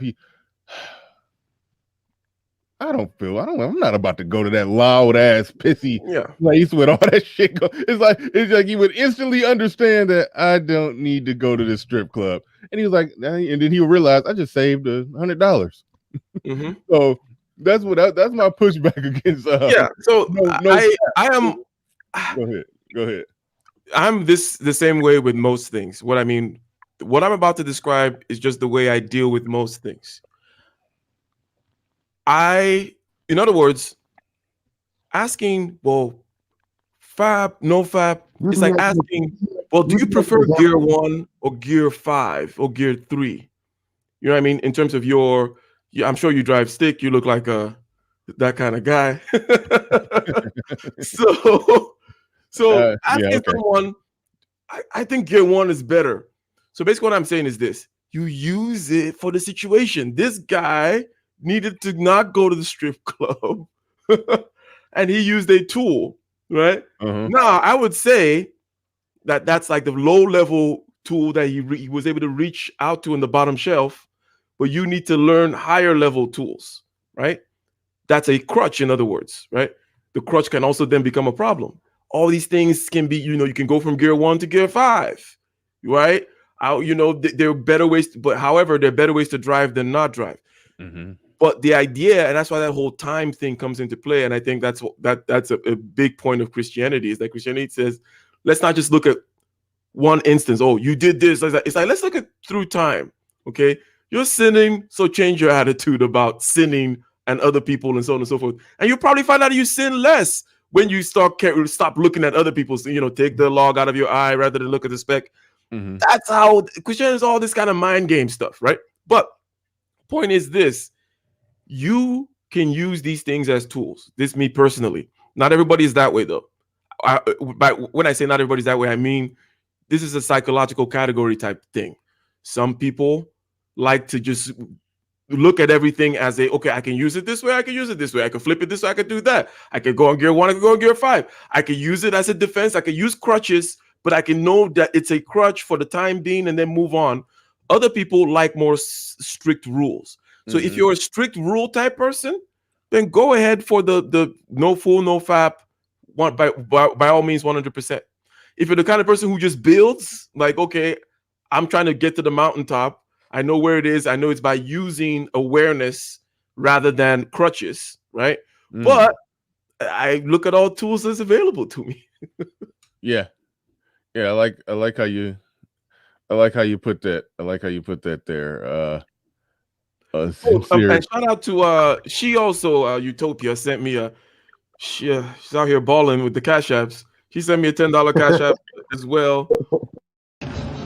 What do we get for $10? Everything you want. Everything? Everything. Thank you, Utopia, for sending 2 $10 cash apps. You made me play it twice. Thank you for that. Is it cool if I say something now? Yeah, go ahead. You got it. The sir in the black hat, that's why I called in, because I actually listened to Bernard and applied it to my life. So that's why I would want your perspective on how you would take me as a person. Like, what would be your thoughts? You know what I'm saying? What you as a person? My thoughts? Yes, because you speak real good word, and I really appreciate what you said, because I actually listen and apply it. Like, that's the truth, man. What do you like doing, sir? Besides listening to Bernard, what takes up your time? You know what? It might not be like the typical thing, but I like to work, man. My enjoyment is actually going to work every day and giving back to people. Oh, going to work every day. What do you do? Do you enjoy just working, or you enjoy specifically what you do? No, it's not about me actually enjoying the working. It's me being around people. That's my Mhm. favorite aspect about it. I see. So you're kind of externally motivated. You like to be around people. Yes, Yeah. sir. Would you consider yourself to be a leader, a natural leader? Do people want to follow you? You find yourself, people. You find people coming to you and saying, "Hey, let's go ask him what he thinks about things." It's for me. It's a little different. Like I'm the type of person that I have to watch, and then I can become the leader. Does that make sense? Hmm. Yeah, I see. Yeah. So when you ask a broad question like my thoughts about you in general, it's more about curiosity. I'm just curious as to what exactly do you get out of Bernard's channel? Now that you've given me the background, okay, you're kind of a social person. You like to solve problems for people. Now, what exactly do you get out of Bernard's channel that you apply to your life? Motivation. Motivation. You're a motivational speaker, Bernard? Apparently, I've just been told. No, No, uh, no, no, no. I'm not saying he's a motivational no, I, speaker. I'm just saying that it gives me drive and to just do better from what he's speaking. Hmm. So is it something about what he says, or just something about Bernard, or something about the arrangement of the show? Or is it about the social space where you're like, oh, that's like a nice warm fire over there with people having a good No, time, no, decent no, people? What is it? no. I look at it like from the reality of what's really going in the world from what he's saying, and then apply it to my life. See, I Gotcha. let you two guys break it down into a way that I can really understand what's going on in the world as whole. Gotcha. So overall, I mean, you seem to have your head on straight. Okay. And the ability to be able to learn from other people's articulations, if you will, and perhaps their mistakes from their life experience is a huge part of things. How old are you, by the way? I'm 34. Okay, if you don't mind me asking. Yeah, it's a big thing. It's being able to learn, move on, be aware, similar to this whole, and I'm gonna tie it in again to this post nut clarity thing. uh-huh. Where we were at was the habits, right? So, but another thing that I will have to go back to is to say the fasting leads to you, or that whole awareness aspect leads to you being able to see how the fog arises. Because one thing about whether it be the pre-nut fog or any kind of frame forming fog, series of drives, passions, and these crimes of passion that we commit, and we don't want to commit so many crimes of passion. One of the aspects of it, it catches up on you. It sneaks up on you. It immediately is there. You didn't see it come up. You're like, I agree. all of a I sudden, agree. you know what I mean? I agree. Yep, I agree with that. So a key thing about this is to be able to see it slowly creep up. Now, this is the aspect of the, shall we say, NoFap, that the other side of the tool. Because I just mentioned, you talked about this guy didn't want to go to strip club. He used the crutch that he had. Mm-hmm. Now, the other side of it is, how about fasting in that regard, right? What it allows you to see if you closely watch, because you're going to have to be watching it for a while. You're going to have to be watching it for a while. Is you're going to see the nature of the thing. It's going, and by definition, it's going to be able to be small in your awareness. You're going to be able to take it apart. You're going to see all the different manifestations of what this quote unquote, as we said before, feeling in your loins and images in your head are about. You're going to see the subtle ways in which it gets you to do what it wants you to do, right? The details. And with this awareness, it's tough to. It's like Bernard asked me last time. It was like, do you? I forget what the question was, but my answer was one thing that I do, and it's similar to me saying do push-ups before you. In other words, he was like, how do I put off the eating thing? Right? Same thing with this one. I always have something I do. Remember Bernard last time? I told you that it's going to take an hour to hydrate and this, that, and the other. And in this case, I'm like, go do 10 push-ups first. In other words, there's always something I do in order to awaken the body so I can see what's going on, right? Now, I always give myself the out. I always say, I may still end up doing this thing which I don't want to do. Okay? Yes, But yes, sir. the chances that I do it is dropped down by 80% if I follow these steps first. If I go start hydrating first, shout out to Utopia for sponsoring the water. If I go hydrate first, and I know it takes a certain amount of time, and I do this, that, and the other, it's less likely that I just then go start eating. If I go do these push-ups first, and I start feeling this thing in my body, and I'm consciously knowing that the purpose of this push-up is to try to watch and avoid this thing, it is less likely that I do it. I still leave myself the out that I might do it. That's just like, you're practicing your free throws. You're going to miss some, right? And I think that's absolutely key, because people get into this other funk of, I'm a bad person, I'm a weak person, and therefore I don't deserve anything. And what I mean I don't deserve to get better, right? It's like an excuse to stay bad. It's an excuse to stay a low performer because you're a loser. That kind of thing, right? I'm just a loser anyway. It never works. It's like, that's an excuse. Basically saying, look, you're going to fall, okay? I fell so I can't get up. That's BS. Get your ass up, okay? We all fall out here. Whenever we talk about post, I mean, like, do you have a yellow sign already? A yellow dollar sign? A what? Do you have a yellow dollar sign on this video already? In terms of like, I think so. I think we're free to hold on. Well, let me double check. I think the thumbnail and the title would automatically get it either way. But I'm about to formally check right now, so you know if you can go ahead and say what need to. Yep, it was already yellow. I think it started out yellow. So go ahead. You're a bitch ass nigga if you think that you're just gonna be like, oh, because I fell. It's like, no, everyone is out here falling. Everyone here is out here going through the cycles. Everyone is out here having to break certain patterns. Okay. Everyone here is out here, having to go out on, let's say, a vacation. You fall out of focus. You fall out of your diet. You need to reorder your life, whatever it may be. It's about that falling and getting up. Some people get into that whole, I fail. It's like, that's why I always say, you leave yourself an out. You use the tool at hand, but you got to go from crutches to better ways of standing up by yourself, that kind of thing. But generally speaking, I don't know what anyone else wanted to add up to that, but basically we started out with this fasting thing. We go into the habits thing, use the good habits to fight the bad habits, but also within this habit forming thing is to be able to see quite clearly how the fog arises, right? And when you can see how the fog arises, it is less likely to cause you to do anything, even if you know that you might still do something.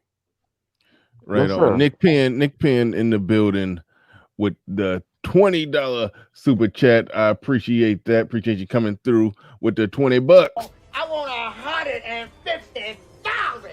So we can set out of court right now for $20. Man, get your shout out to Nick Penn. Appreciate it. All right.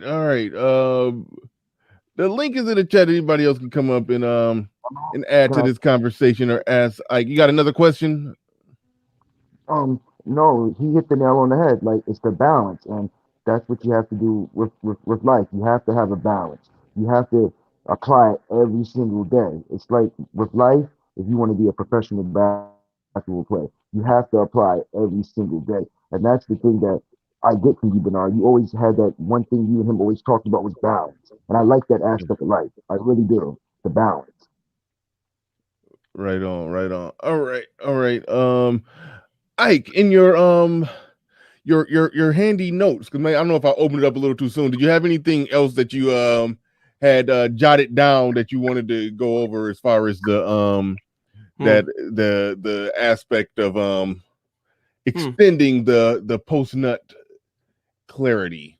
So the thing to notice here, okay, is that the more you resist, the more likely you are to resist. The more you succumb, the more likely you are to succumb, right? We need to understand that there's this momentum that builds, okay? I've said it before. It's like when something is around, it's more likely to stay around longer. When the last 2 times you fell for the itch and you scratched the itch, last 2 times you had the donut, last 2 times you went to the OnlyFans page, whatever it is, right? Mm-hmm. It's more likely that the 3rd time you're going to do it again. So how do you break the cycle? Fine. First of all, stop being a bitch ass nigga and start talking about, oh, well, I'm in a rut, I'm in a funk. It's like, it happens to everybody, okay? So break the cycle. You need to break that dopaminergic cycle that's going on, that's framing you this way, so that you can get awareness. And basically, you have the fog on one side, you have awareness on the other side. Okay. And then on the other side, you have passions. So you have fog, one thing, kind of unconsciousness, not clear, no will, no control. And then you also have passions, right? That's the problem side of the ledger. On the fog side, we say bring consciousness. We understand how that works. On the passion side, we're saying use habits, because they're both blind, they're both unconscious. One can help us in terms of good habits, and we form these good habits through the fasting. That's how all these things get tied together. But ultimately, it's about watching yourself. That's all we've been talking about, right? That's why we started with the whole phenomenological aspect. We say we're going to look at this thing.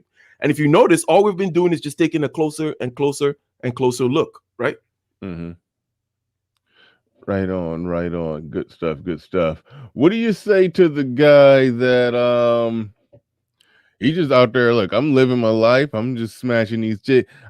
I don't care. This is all, pointless. Even trying to there go that that need a pop. That's what I gotta do. I gotta write that down. I gotta go and get a go to Guitar Center and see about getting a pop filter for this thing to get rid of the noise when I say anything to start with a P. Okay. What do you say to the guy who just like, look, I understand what you're saying, but I really don't care. I'm out here. I'm smashing. I'm smash and grab out here on these women. It ain't even no need to be even concerned about, post nut clarity, pre nut, post nut, all the same. I'm on attack mode. Is what it is. Don't care. I mean, that's a different subject, But I'm just trying to think what the guy is thinking. That's like, nah, forget all that. I'm on the attack 24/7. Don't care. What do you think about that? Well, I don't think much about it, or I don't have anything to say to this person, because I understand where they're at. And the thing about it is, if they're intelligent to know that this to be controlled by passions is the problem, and that, hey, if they're just picking their little sin, right, then that's fine. In other words, there are two types of people that could say what you said, right? One is just a scared little child, right? Like, I'm gonna do whatever. I'm just gonna do whatever I want. Damn it! Well, like the Cartman. I don't care. I do what I want. I do what I want. Exactly. That's the one attitude. Just, I'm too cool for school. Blah blah. We get that person. It's like, that person, whatever. I'll be annoyed that they were allowed to come into my presence, or that I heard what they had to say anyways. I don't give a damn about those kinds of people. They're a waste of time in general. But there's another type of person who could say this, and that's the person who knows that they're disciplined. In other words, right? They're disciplined in other parts of their life. They know that it takes discipline. This may be somebody who works out 5 days a week, good with the diet and so on and so forth. They're like, for this area though, okay, this is my one thing. Okay. Leave me with this. And for me, that's fine too. Because really the idea here is there is a fog caused by unconscious drive, passion, and so on and so forth, right? This state where we don't have control or will, it's caused by all kinds of things. Maybe caused by what your mom told you, or what your wife told you, or it may be caused by hunger, lust, other kinds of desires. And that overcoming that fog, or being able to navigate within that fog, is key. Somebody, as long as you know that, that's fine. Then you can pick your own little citadel, your own little castle, your own little, dungeon of whatever, dungeon of pleasures to go and be like, this is mine. I know, but I keep, because I believe in keeping, to the degree to which you're going to have vices, keep them constrained within a narrow band. Because what tends to happen is this: let's say this guy is out here, let's say the Wolf of Wall Street, for example. Mm-hmm. He's just out there and he's cutting corners with penny stocks or whatever, which I'm sure many other people were doing. Like, of course they were. He was the poster child. Yeah. The sacrificial lamb. So you could be doing that, okay? But the problem is, what tends to happen is you're going to start doing that, and then you're also now going to start cheating on your wife with 10 hookers, doing blow in. The more you expand the breadth of your vices, the less likely there's something that's gonna come and everything is gonna come crashing down, right? Mhm. It's like, if you're doing that, don't also be cheating on your taxes and doing illegal drugs. You know what I'm saying? It's like, Yeah. you stay in a simple, narrow lane if you're gonna be doing dirty. Okay, that's the sermon today. Yeah. When it comes to stuff like that, like I'm a law-abiding citizen. I live a good life. So the things that I like, food and sex are like major. Those are my major needs. I don't have any other drug. I mean, there's drinks behind me, but I like to have a nice little wet bar. But I don't just sit there and I can go a long time at a without drinking. That's no issue. I don't smoke. I don't have vices. The only thing is food and sex. That's really truly the only thing that would even fall into anything that categorically would be a vice. And I've struggled with the food. I mean, I'm currently struggling with the food thing, because I said right now I weigh more than I've ever weighed. And you want to know what was funny? When I was single and out there with my collar popped chasing them, I was able to deal with the food thing, because it was a bigger frame. Yeah, I was out there on the hunt for that thing, and I was able to, look at that. And because let me make it very clear, I worked anywhere from 8 to 12 hours a day and made money and took care of taking care of myself wasn't an issue. I'm just talking about in the vice department. When I was out there chasing, I was able to turn away the food more and work out more, but would get in my car and drive an hour and 45 minutes to go see some chick I just matched with on Tinder. But now that I'm not doing that no more, in a stable relationship, and so I got order in my life as far as sex goes. I got order in my life as far as that right now. And now you have discipline, and now the food has taken over. And that's how I told you. I think I told you, I don't even want to say the exact number, but I gained a lot of weight. I gained the weight that I say I'm way more now than I ever did. I gained this weight in the relationship, because when I established order in my life and somewhere else, it turned into disorder somewhere else. But when the other thing, the sex, was the thing that was, a little out of order. And keep in mind, the guy who's single, who's out there getting it in, I'm not saying that you're just out of order. There's nothing wrong with that. I've lived that life. I actually love having locker room talk about that life. That's something that we do on this show. It's fun. But when I had a certain amount of disorder in my life in terms of that, yes, the other vice, I was able to maintain that. It's difficult to have both of those maintained for me. That's my little thing I'm fighting with. But I like what Nu just said. Hold on, I'm gonna read this super chat. And I want to read what Nu just said, because Nu just said something interesting. And I used to believe that. I used to believe what he said right there. So we're gonna get to that. But Sunjata. Thank you for telling me how to pronounce that. Sunjata. All right, I'm probably still doing it wrong. Is that soon? Okay, we're going with Sunjata. Sunjata. I don't know if it's Jutta or Jata. You got it. I don't know.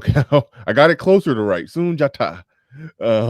He said it's pronounced Sunjata. Crutches are important. They have a purpose. Thank you for the super chat. I appreciate it.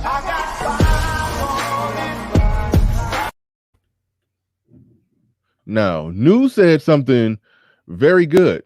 And for a while, I would have been 100% in agreement with him. And I almost don't disagree that much when he says, I almost want to be like, hey, Nu, come up. Because you know why? This is one of those really, not exaggerating, questions that has been discussed for 2,500 years, right? It's like you could go from reading Plato's Republic over 2,500 years ago till some article written yesterday about what's the nature of the good and the bad, right? Is it really bad? Is there a bad? Is it really... That's the thing. However, what Nu says is true. It's just a matter of frame, right? To say you don't really believe in vices, fine.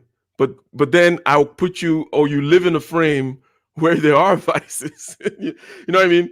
In other words, whatever new values, right? Whatever he's pursuing forms the goal around that frame. That's what his actions are directed towards, right? And there are better ways of getting there than not. There are worse ways of getting there than not, right?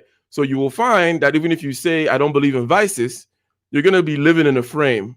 And that frame has better ways of getting to the ends, less better ways of getting to the ends, things that will be total disasters with regards to the ends. But you may say there are no ultimate ends. In other words, I choose the frame, right?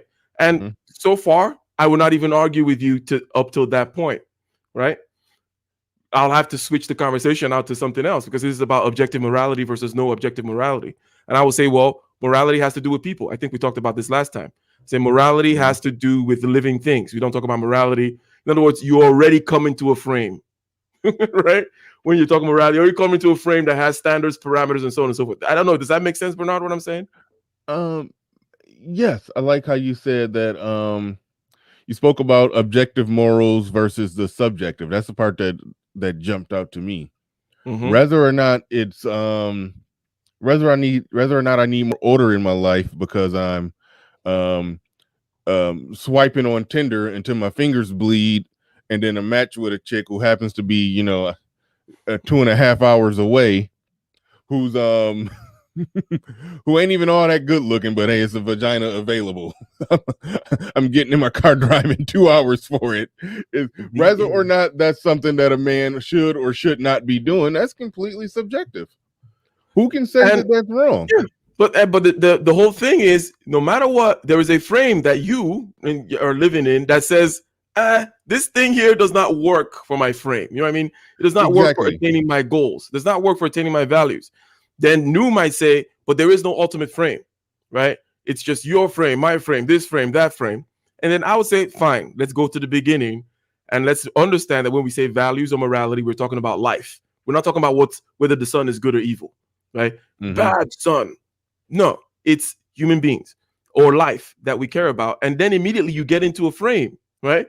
You're sucked in from anything, everything to now life, right? That's a much narrower frame than anything goes because life has parameters, it has boundaries, it has purportedly certain objective definitions, right?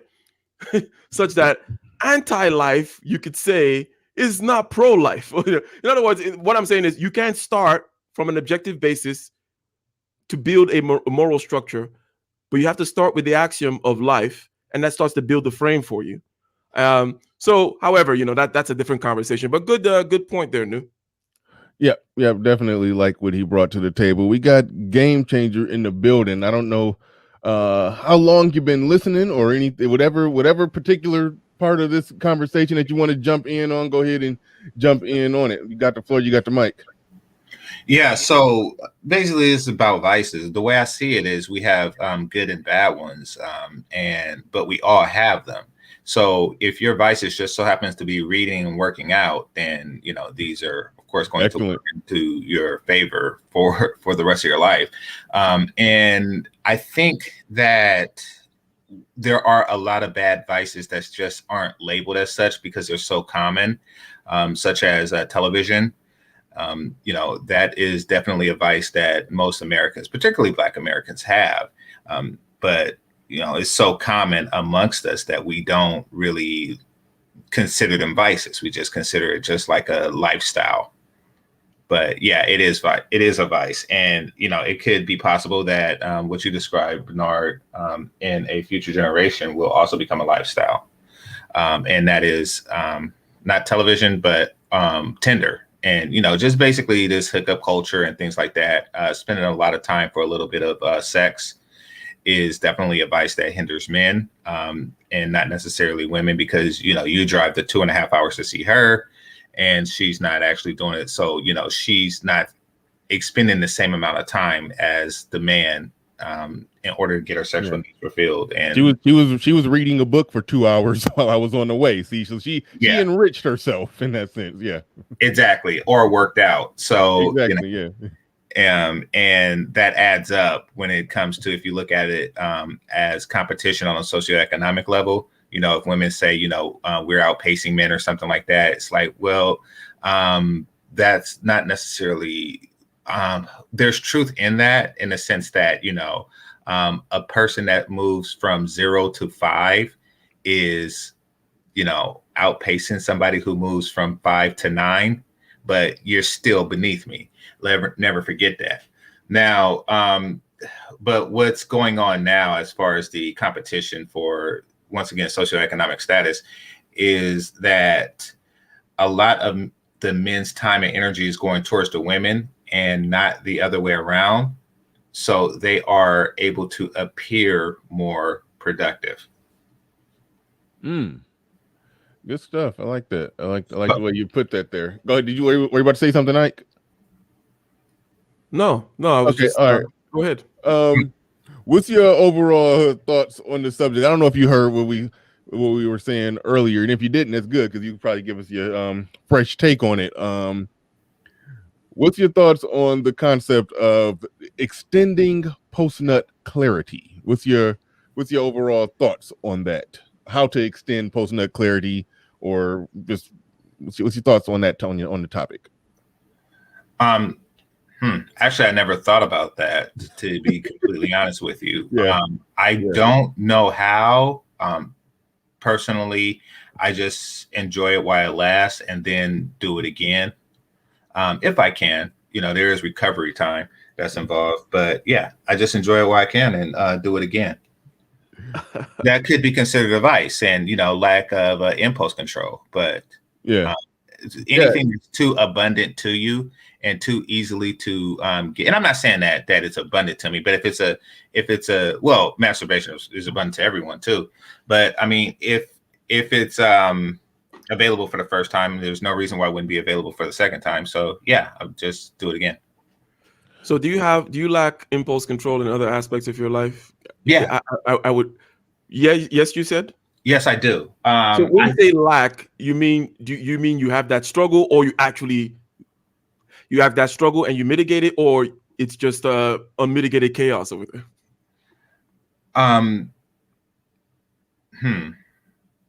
Okay, it's difficult to say.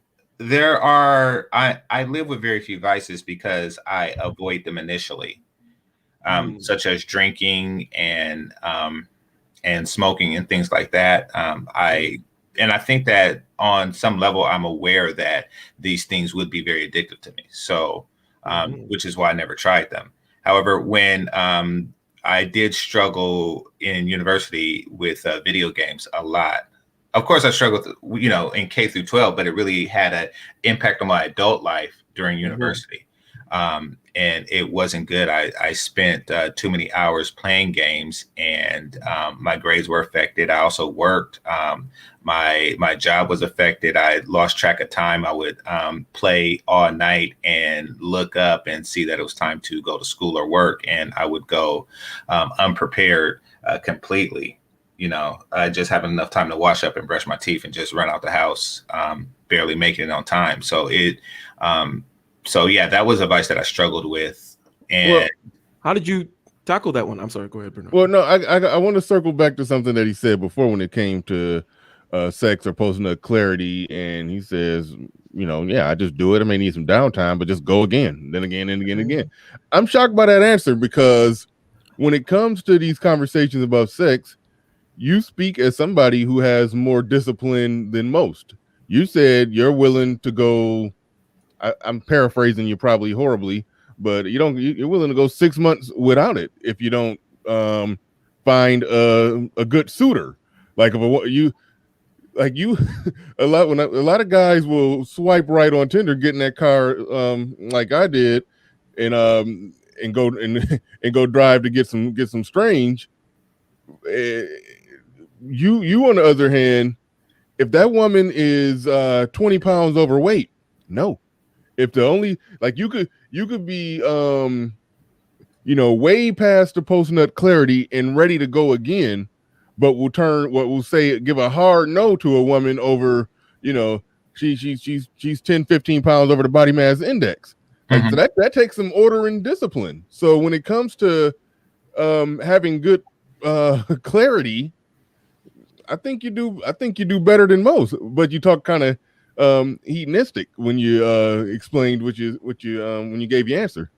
Maybe I didn't understand the question because okay, when you say post nut, it's somebody that you when you just have sex with someone, and yeah, I do maintain a standard with the women that I have sex with, and once that standard is met, then why not do it again? Ah, okay.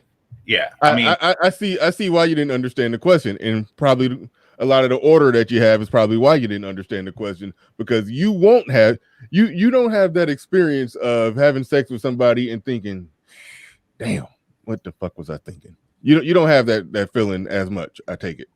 oh, I mean, yeah, definitely. I mean, it's not for physical reasons, but definitely for personality reasons, or just the circumstances under which I did it.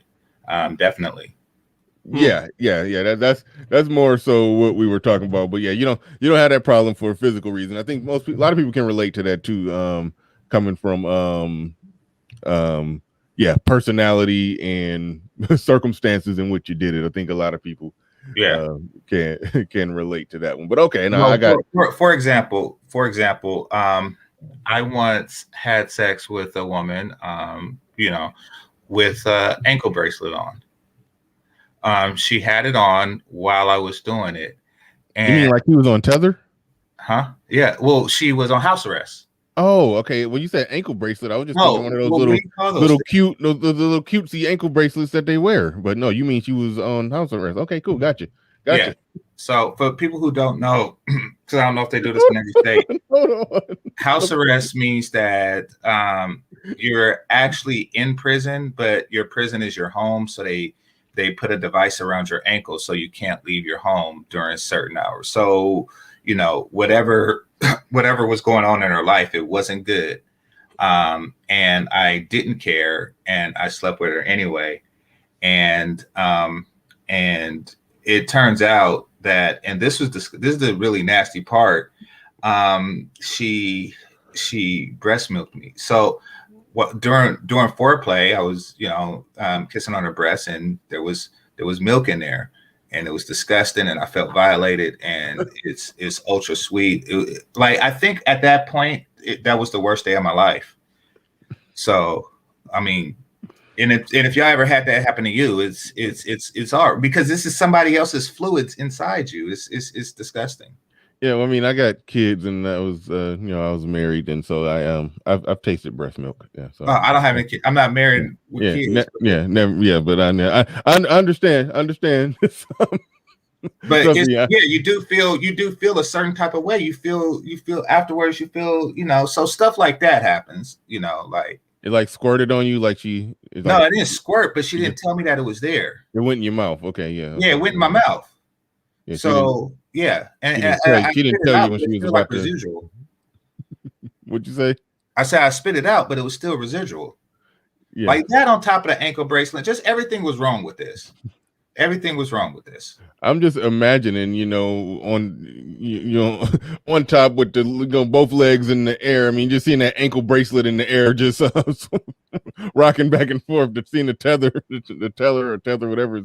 Yeah, that had to be a weird feeling. Yeah. So I mean, though I don't really compromise on certain looks and initial behaviors. Most guys may compromise. I know guys who don't. Who only mess with attractive college grads that were in sororities type dudes. That's not me. Mm-hmm.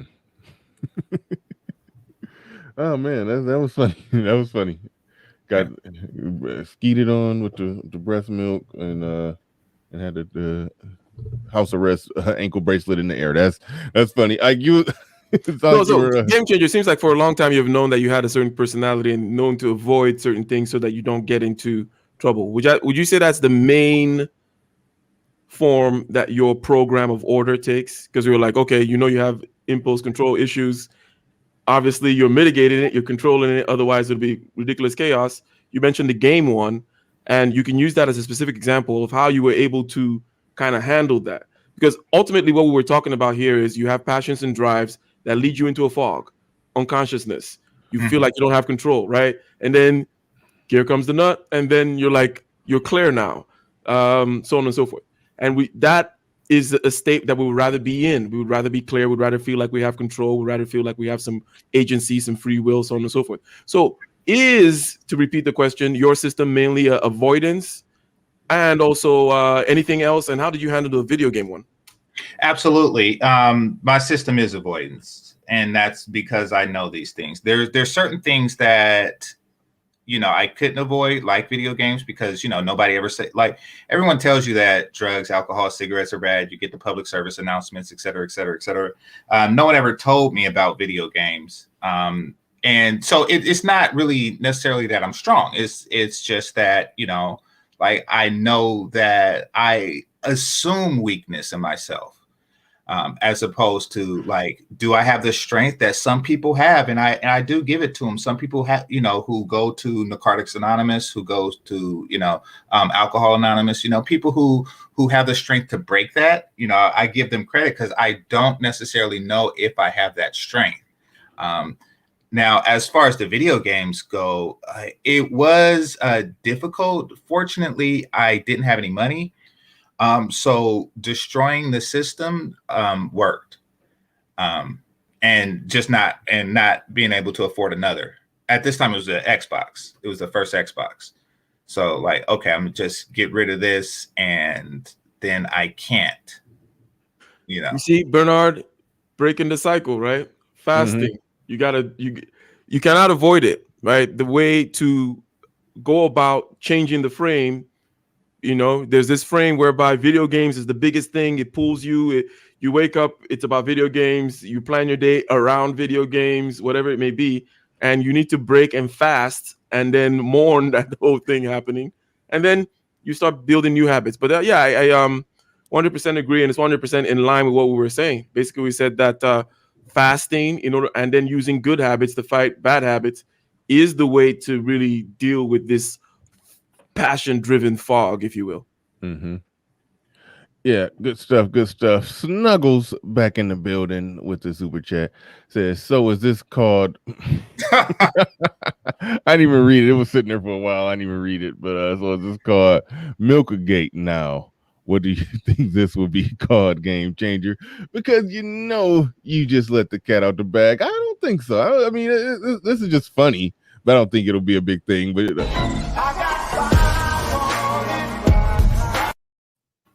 but shout out to Snuggles. Game Changer, you can give your thoughts on that super chat if you want to, but no, I don't think it'll be a big deal. I think something like that is damn near par for the cause around here. I mean, yeah, pretty much. I hope that, because I had enough gates on my name, so yeah. Yeah, shout out to you never know. Shout out to Snuggles, who I confirmed today is not a man. I think she's black-ish, but it's not a man. I thought you were a man all this time, and shame on you for not telling me. Shame letting me believe you were a man all this time when I've been talking to you. That was just wrong. That was wrong. Anyway, it was withholding of information. But I think what we have to what's important is identifying bad vices versus good. Yeah. Because believe it or not, there was a time that reading certain things was considered bad vices. Novel reading was considered bad vices. And by novels, I mean storybooks, not books that instructional or just philosophy or just life enrichment. So these were considered vices. Since we have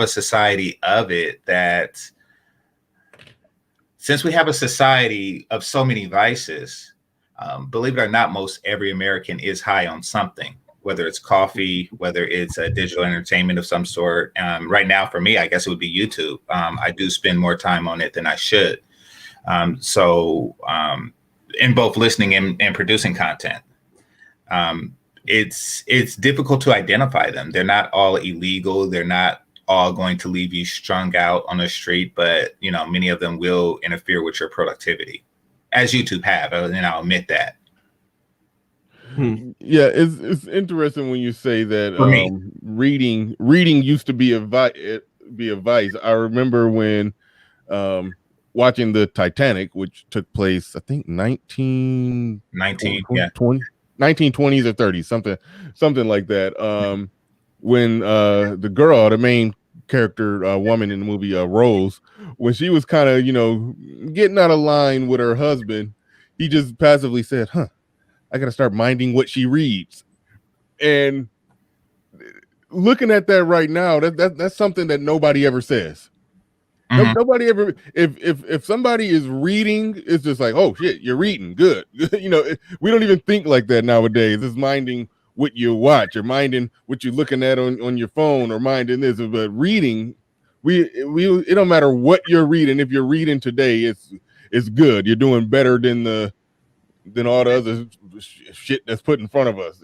So that's just an interesting thing, how you even brought up that reading used to be a vice, which it was, but you just you can just look at older movies and just how they talked about certain things. But that's what popped in my head when he said, I gotta mind what she reads. Well, exactly. I mean, in older instance, you would hear parents complain that their son reads comic books all day, and now somebody would say, "Oh, my son reads all day."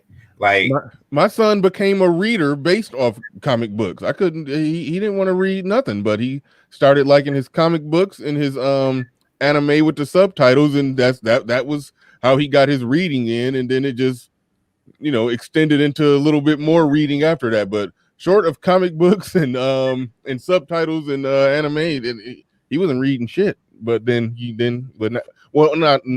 not on his own, put it like that. Yeah, just not on his own. Assigned projects. No, I get you. Yeah. Yeah. But now he will get his hands on something and actually read it. Okay, go ahead. It's not a challenge. It's just if you add another dimension on top of the whole vices question, and that certain vices such as reading, certain things should be vices such as reading.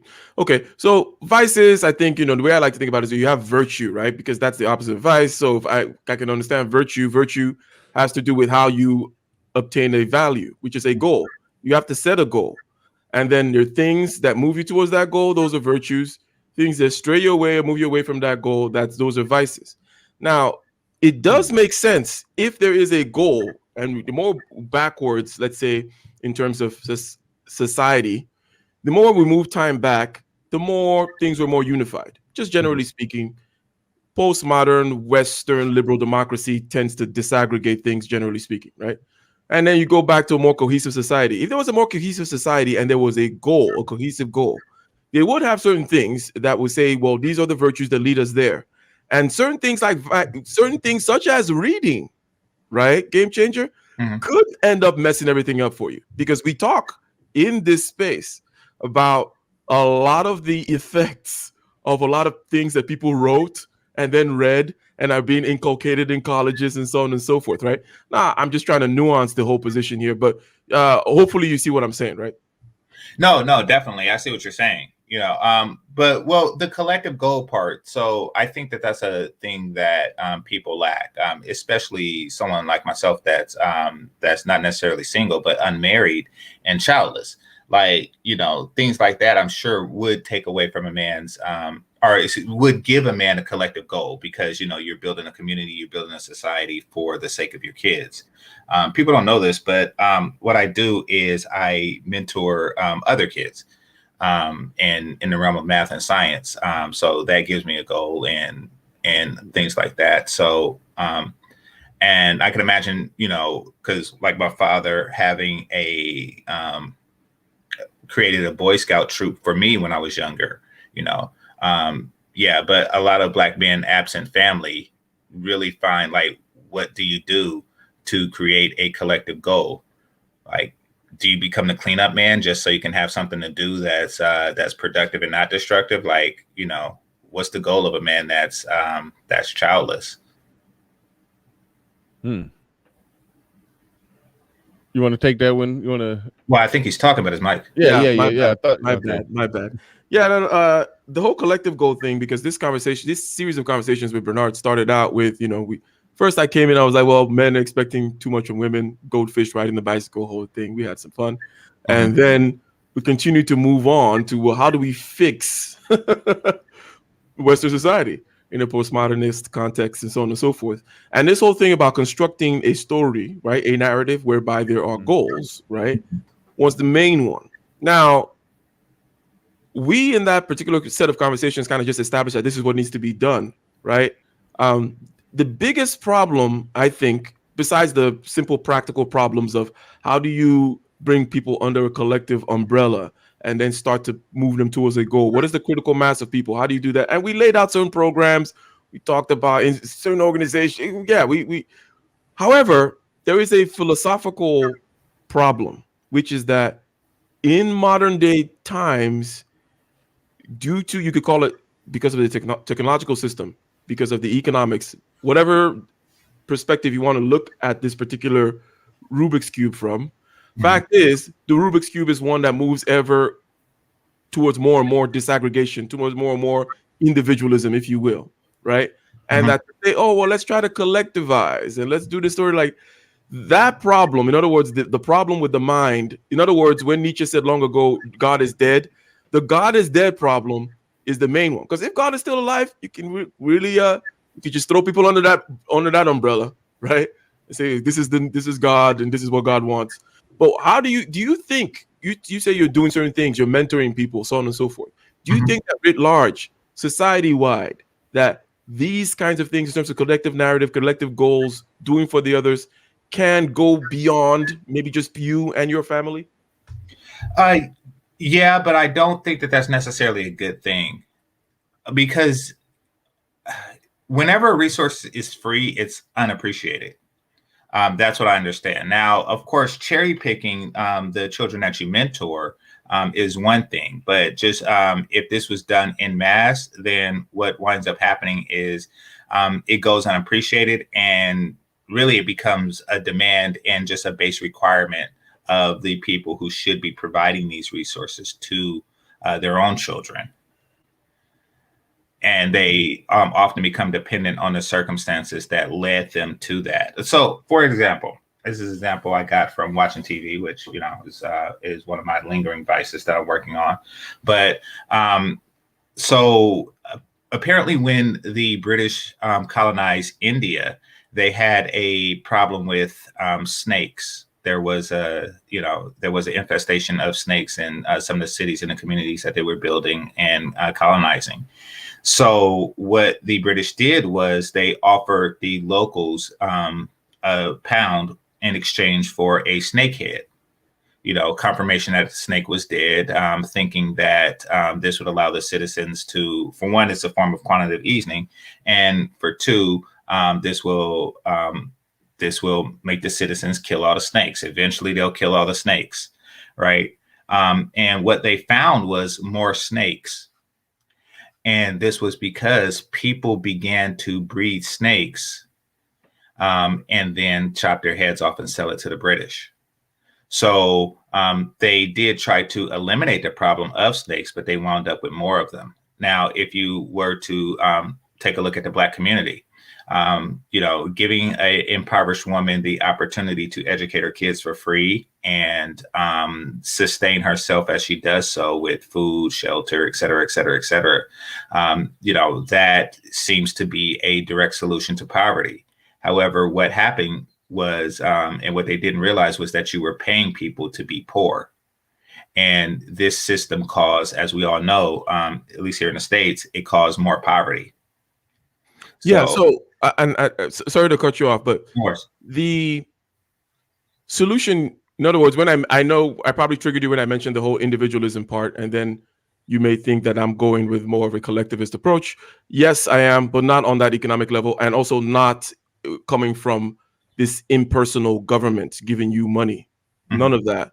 Okay. It's more of a up from a grassroots building up again of community is what I mean.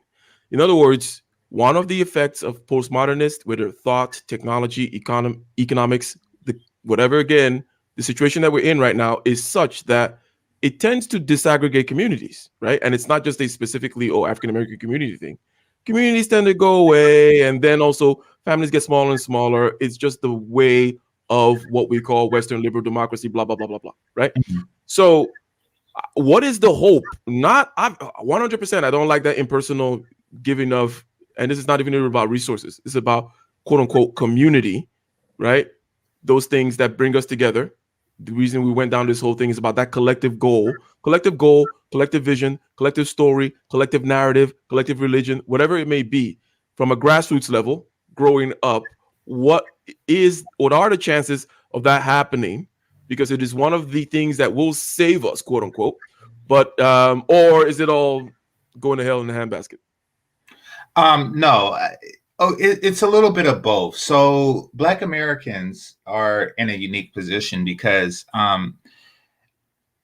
what I've discovered is that large cities is where family structures come to die.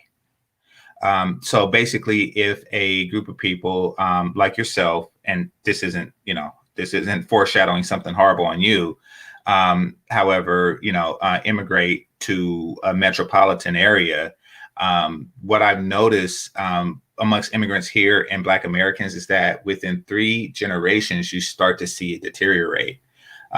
They'll come here and, for the first generation, they'll have 6 children. The next generation, they'll have 2. And the third generation, they may be lucky to kick 1 out, and that won't be in a marriage. It's very difficult to maintain a family structure in large metropolitan cities. And Black people moved here in droves. When I say here, I'm talking about places like the Bay Area, but there's also Chicago, New York, Los Angeles, Detroit. You name a major city, and there's a Black stigma. We are known as inner city people for a reason. That's where families come to die. It's very difficult for families to grow in such an environment just for social reasons. So it's I think that it will require a significant cultural change. I would think that right now we're in a stage of struggle that's necessary before progress. Mm-hmm. As far as our family structures go. Yeah, I think that's a good addition to our. What do you think, Bernard, in terms of our conversation? I think that we did not consider that urban aspect, right? Which is perhaps part of the plan is to go resettle some of those crazy ideas we had in the institution, so on and so forth, to focus on places where there are chances for this to grow, right?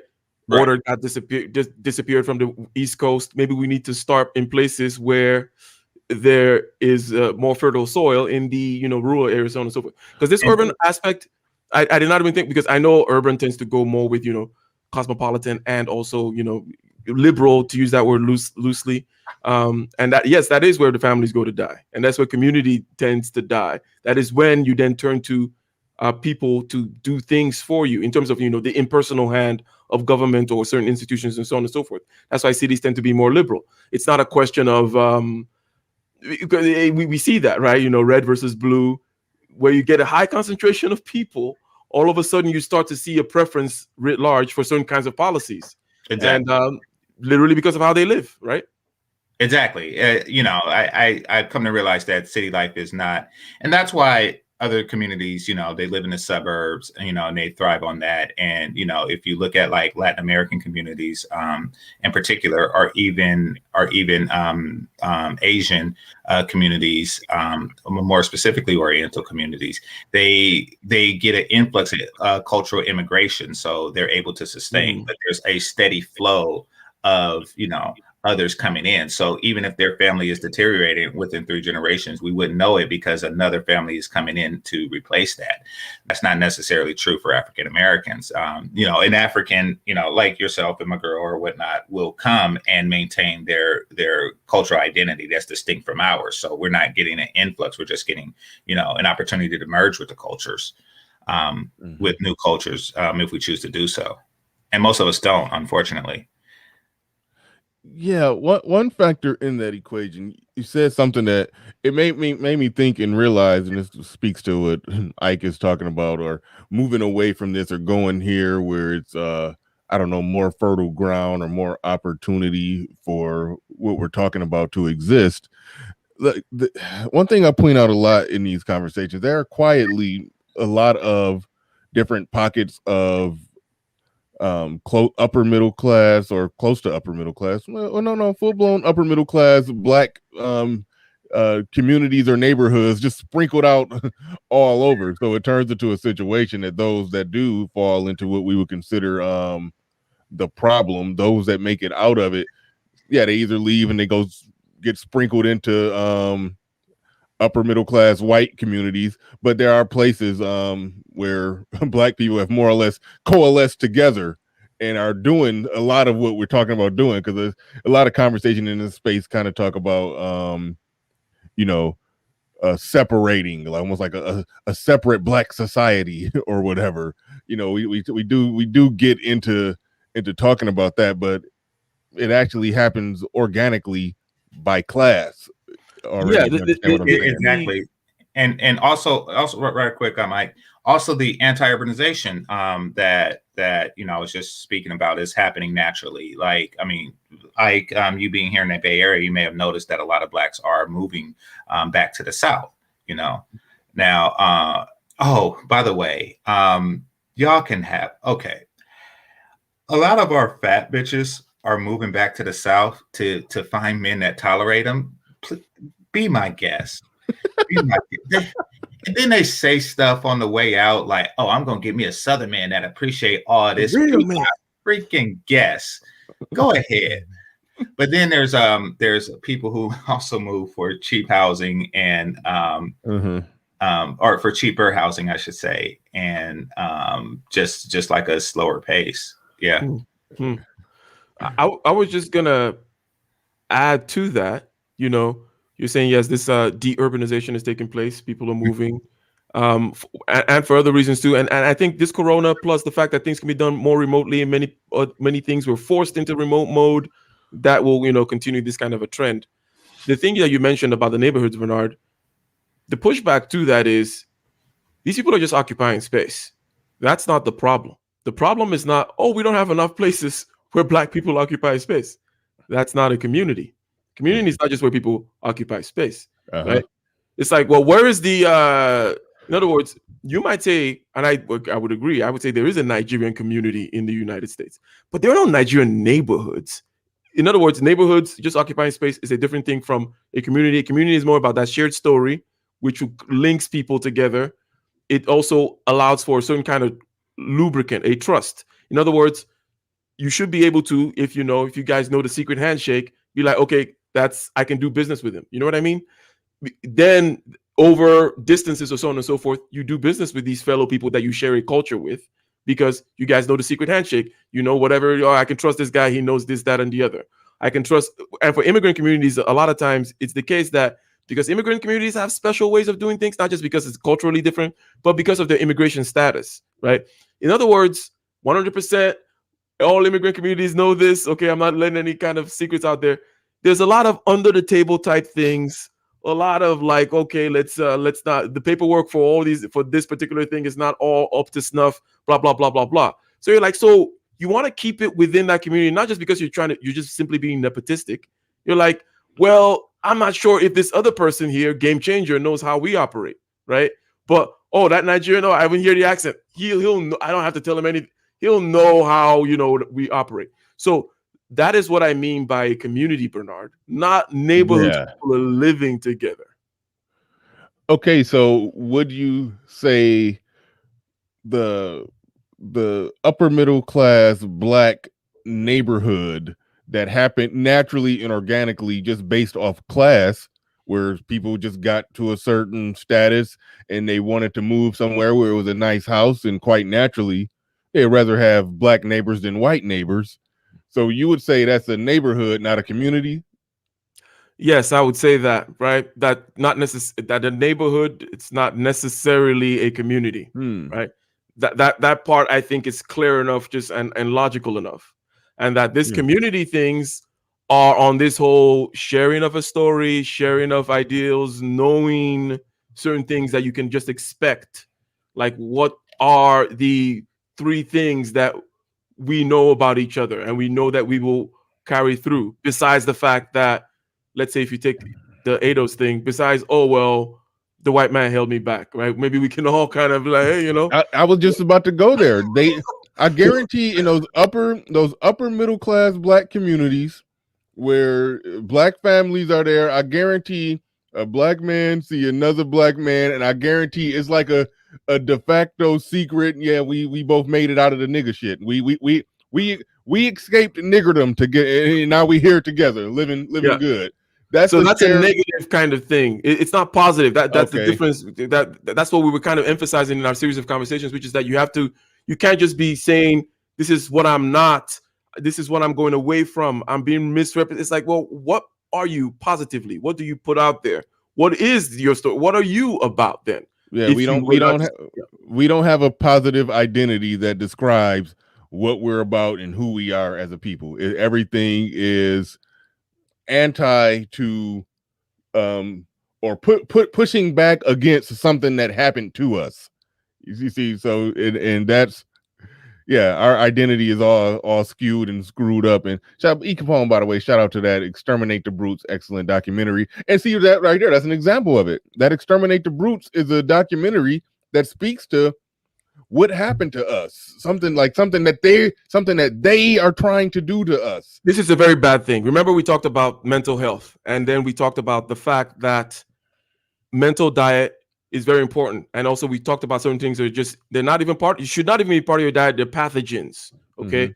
So these movies, okay, books, so on and so forth, that kind of lead you all into this collective warm blanket of victim worship, right?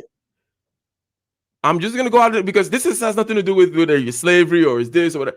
You can even look at it in your personal life, right? You wallowing in your misery. Okay. So we take away the politics, take away the sting out of it. I don't care which kind of misery you're wallowing in and which kind of movies or books you're writing about it, which groups you're going to and raising fists in the air about it. It's all a mental disease. It'll keep you deeper into that mental disease. You need to get the F out of it. It actually, in fact, does not get shit done in the real world. Okay. In the real world, you have to move away from that story BS into more of a, what can I actually do? It has to be action-based, action. And looking at the world as a place for action, not just a story land where I'm going to go watch another movie again about what happened to me and why my story is already predetermined. Shout out to E. Capone. Thank you for that super chat, by the way.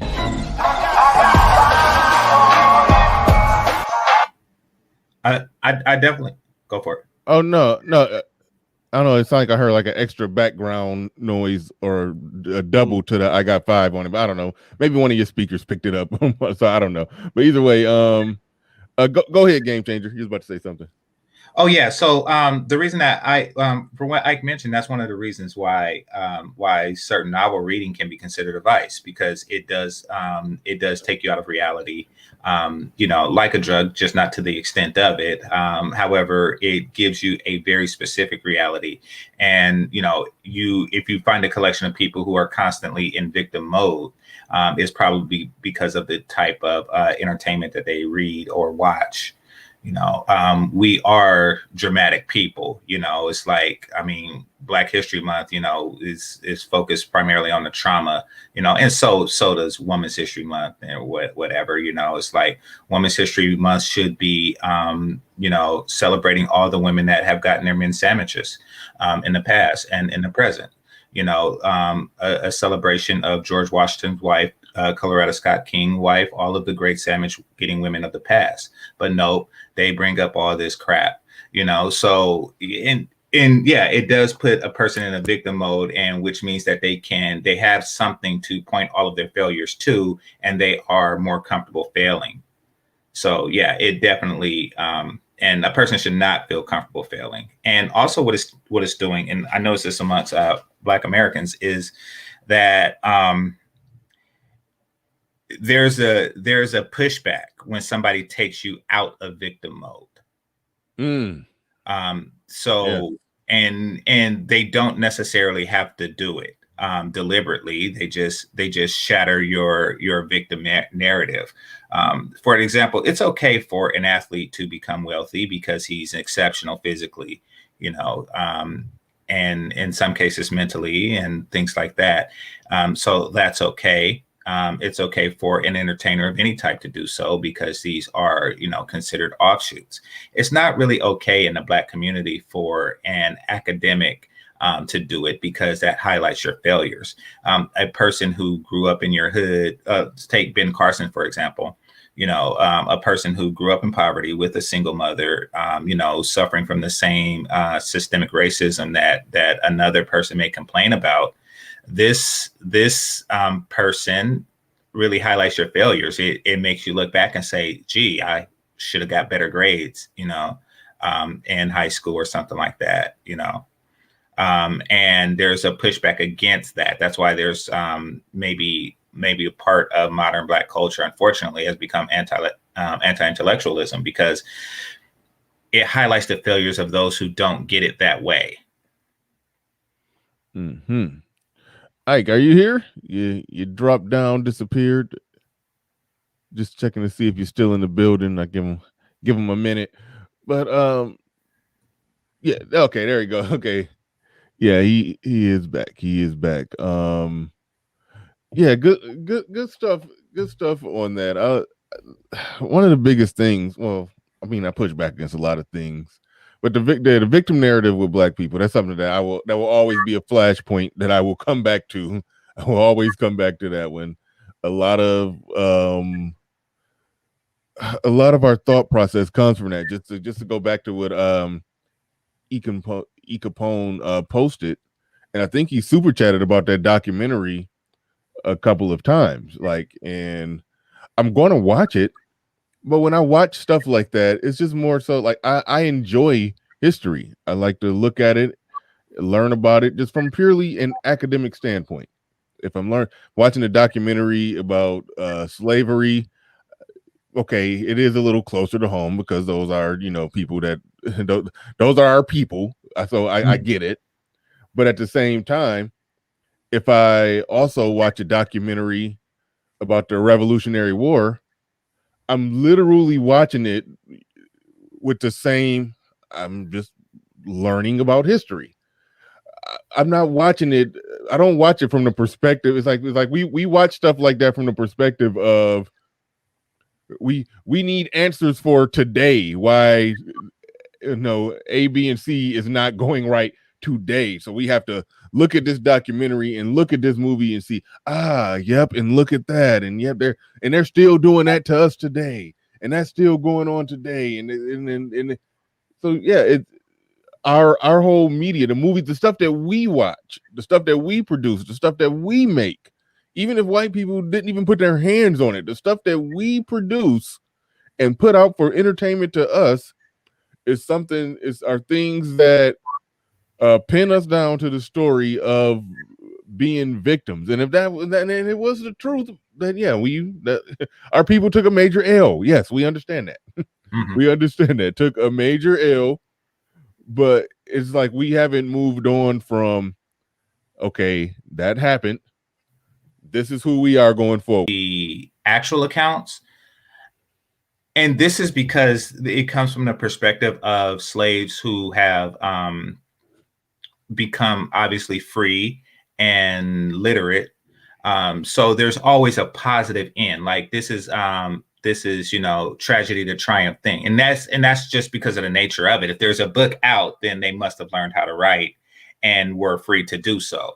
And 12 Years a Slave, autobiography of Frederick Douglass, who was a vice presidential candidate, and he went to Harvard and things like that. So yeah, he started off as a slave, and there was even a portion, I think they stole this in the movie because this wasn't in the book 12 Years a Slave, where he did whip his own master's ass. Frederick Douglass talks about that in his autobiography. So I kind of get stuff like that from it, and how we have but hold on, Black people don't even when we make slave movies, we don't even make movies including that type of stuff in there. Yeah. I mean, our fiction, which roots, even though his family heritage may be somewhat accurate, it's still not. It's all the details were made up.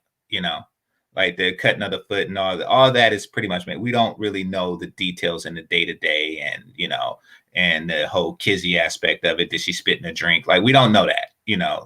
So that was made up, and yeah, that's kind of left out because it wasn't written from the slave. So the novels that I get, that we get that are written from the slave's point of view, like what is it? Hold on, I got my library right here. Let me see. I think it's called Diary of a Slave Girl or something like that. Here it is. Incidents in the Life of a Slave Girl. She talks about her father and how he was a skilled slave. And he told her, and this is interesting, and I like to read stuff like this, so check it out by Harriet Jacobs if y'all haven't already. I know King Sigma has. She talks about how her father said to her directly, if I call you and master calls you at the same time, you come to me. Straight up told her that, so like I like reading stuff like that. And these are the true incidents. I don't know why they like to promote this victim narrative. And I think it's just like with the snakes in India. The more victim narrative you present out there, the more society gives resources to try to balance the scale. And they have been doing that, for quite some time. Like, yes, we're still victim. Like, okay, here's stuff to balance the scale for your victimhood. And as long as society continues to do that, they're always going to perpetuate this victim narrative. That's why when I first came on the scene, I was so against this whole reparation thing. I'm like, listen, first of all, it's not going to repair it, and you're going to ask for some more next generation. You're going to keep, you're going to keep pushing this victim narrative just to get more free crap. And a lot of that. Are you referring, or are you referencing when Phil Advise, who has a million sub channel, backed you into a corner with the reparations debate and said, "Are you black? Are you black? Oh yeah. Are you even black?" And then you said, "I'm blacker than your wife." That was the funniest moment in all of Black YouTube that year. Man, you want to talk about a drop? Just completely dropped my phone, just curled up in a fetal position, laughing, because that was like when it had just leaked out that that Phil of Advise, Mr. Pro Blackity Black, we black, yeah. That's when it leaked out that his wife wasn't black, and you sniper shot him so hard. That was the longest dead silence ever. Because everybody was coming, everybody was coming at you hard. It's like when you said that, everybody just sat back in their chair. Oh my goodness, man, that was funny, man. That was funny. I remember that. Yeah. The push, because remember, I was a very new YouTuber, and the pushback I was getting was, from these people that want to profit from victimhood, so they'll continue to sell and perpetuate victimhood, over and over and over again, and they kind of champion it, and part of it is because they get free resources, another part is because the attention they get, and you hear those people within 5 minutes of knowing them, like, are from the ghetto, like they champion that, a lot. And yeah, we do have to get over that. Yeah. Shout out. Did I say his wife was white? I think somebody's correcting me saying his wife is Mexican. I don't even know if I said her race, but yeah. But no, I just said I'm blacker than your wife. I didn't know if I said that she was white, but I didn't know if he was just setting the record straight or correcting me. But thank you for the information, RT the brand. Thank you. I didn't know if I said it wrong. But Ike, you've been taking notes, so I know you got something important to say when Ike start taking notes. Go ahead. No, I mean, the mental disorder aspect of this, I don't think should be overlooked, right? Because it has come up in 3 separate conversations. There's the conversation that kind of came up tangentially that led to this whole watching slavery movies, watching victim movies, wallowing in your own particular, whatever your misery is, wallowing in your misery.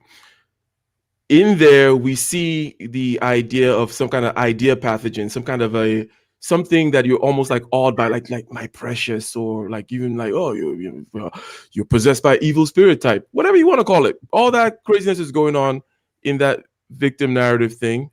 It's also going on with this whole post-nut clarity thing, in the sense that there is a frame thing there that as we mentioned before when you were talking about, well, what is the pre-nut fog? It is like an itch, Bernard said, right? It's like you got to scratch the itch. Everything becomes the itch. So what it's like, you picture a frame where it's just 90% itch and then the border, right? It's like the itch is your world. Your body feels itch. Your mind tells you scratch itch. Your nerves are automatically, you're pushing your hand to go scratch itch. So that is a frame. This other thing about victimhood and so on and so forth is also a frame. In our conversation about mental health, we said that the frame not matching reality is the main cause of the mental disorder. In other words, I say it's a reality malfunction, right? If you remember, it's like this whole thing about what you take in and what it can do for you in there. I think, especially in the modern world, we tend not to take it seriously, or we don't take it as seriously as it was done when people used to call it spirits. You know what I mean? It's like, if it were a spirit, right? If it was, if you took it that seriously, you wouldn't mess with certain things, right? You're like, nope, that's an evil spirit. Can't watch that movie, right? But these days, we've put some words around it that make it seem like we have more of a grasp on the thing. But no, the thing has as much of a grasp of us as if we imagined it were a spirit, because it doesn't matter what you imagine it as, we'll call it language and precision. Anyways, that aspect I think is 100% key. This whole victimhood is another kind of drug that gets put out there. It makes us unhealthy in objective ways, right? The whole unhappiness, the Zoloft and Paxil and Xanax and wine, blah, blah, blah, all that kind of stuff is a real manifestation. The dying early, the chronic stress is a real manifestation. And all these things are kind of interlinked. So I was just drawing a little circle around all those aspects there and just reiterating things. Nothing new per se. Number 16 in the building with $20 super chat. Thanks for the $20. I want 150,000. So we can settle out of court right now for $20. Man, get your... All right. He said something good here. He said other groups can remember trauma and teach their own about it, which is used to tie them together. ADOS are shamed and not allowed to do that. We can educate our people and promote good practices and morals at the same time. I agree that that's how it should be, but I'm acknowledging that that's not how it is. Other groups, for example, the Jewish people, they talk about the Holocaust. They remember the Holocaust. Yes, it's a part of their history. But you've never heard them say that it's holding them down, or it's holding them back, or it's preventing them from doing this, or it's preventing them from doing that. They've moved forward. They're not like tires stuck in mud, hitting the gas, spinning in place, and then the tires spinning in place, and they can't go nowhere from it. That's where we go wrong with it. If we were doing what you were saying right there at the bottom, we can educate our people and promote good practices and morals at the same time. If that was happening, then this conversation would be irrelevant. It would be completely 100% irrelevant for us to talk about it.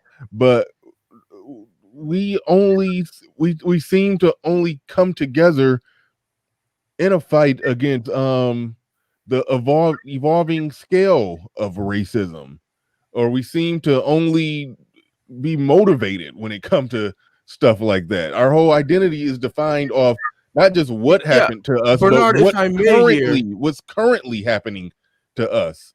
Yeah, because I think that you said it correctly. If it were happening, there would be no conversation. But also, just to take all the venom out of it, we said quite precisely that what we're talking about is a positive image that is lacking, right? Because there's always that resistance. In other words, so if, in addition to the fact that, let's say, a certain kind of people, let's call them juice people, tend to celebrate. I don't know the exact rules on that. Well, I think you can say Jewish people without it. Okay. Jewish people. I think if they pay attention to various things, atrocities on the Holocaust and other atrocities that are venerated or celebrated by certain festivals, right? That is 100% true. What we're talking about is that other 90% of stuff, which, where they're God's chosen people and there was Abraham and he killed it and did all that stuff is what we need, right? and by we, I'll be talking about any particular group now that is trying, that us as human beings, as a group, not each individual per se, need that positive aspect. And then also, yes, you can do the wallowing a little bit to tie you together. However, any individual is also well advised to stay away from wallowing in their misery, regardless. So it's like there are three things going on here. No matter what's going on, as an individual, there is that little thing over there. It's called sugar. Stay away from it. It can control you. It doesn't mean it's completely bad, but you can wallow in your misery too much. Plus, the other thing that's going on is saying that, look, there's a positive aspect that needs to be emphasized. And that number three, these movies, as a matter of fact, are artifacts, are not the best way of doing what you may be saying, which is, promoting the use, or shall we say, using that whole something happened to us in the past. These movies are not the best way of doing that, right? So even if that's what you wanted that part, it's not the best way. They tend to tug at heartstrings and be all about you wallowing in your misery, in my opinion. All right. Shout out to number 16. He did come back through with another one. I do appreciate your support and your perspective.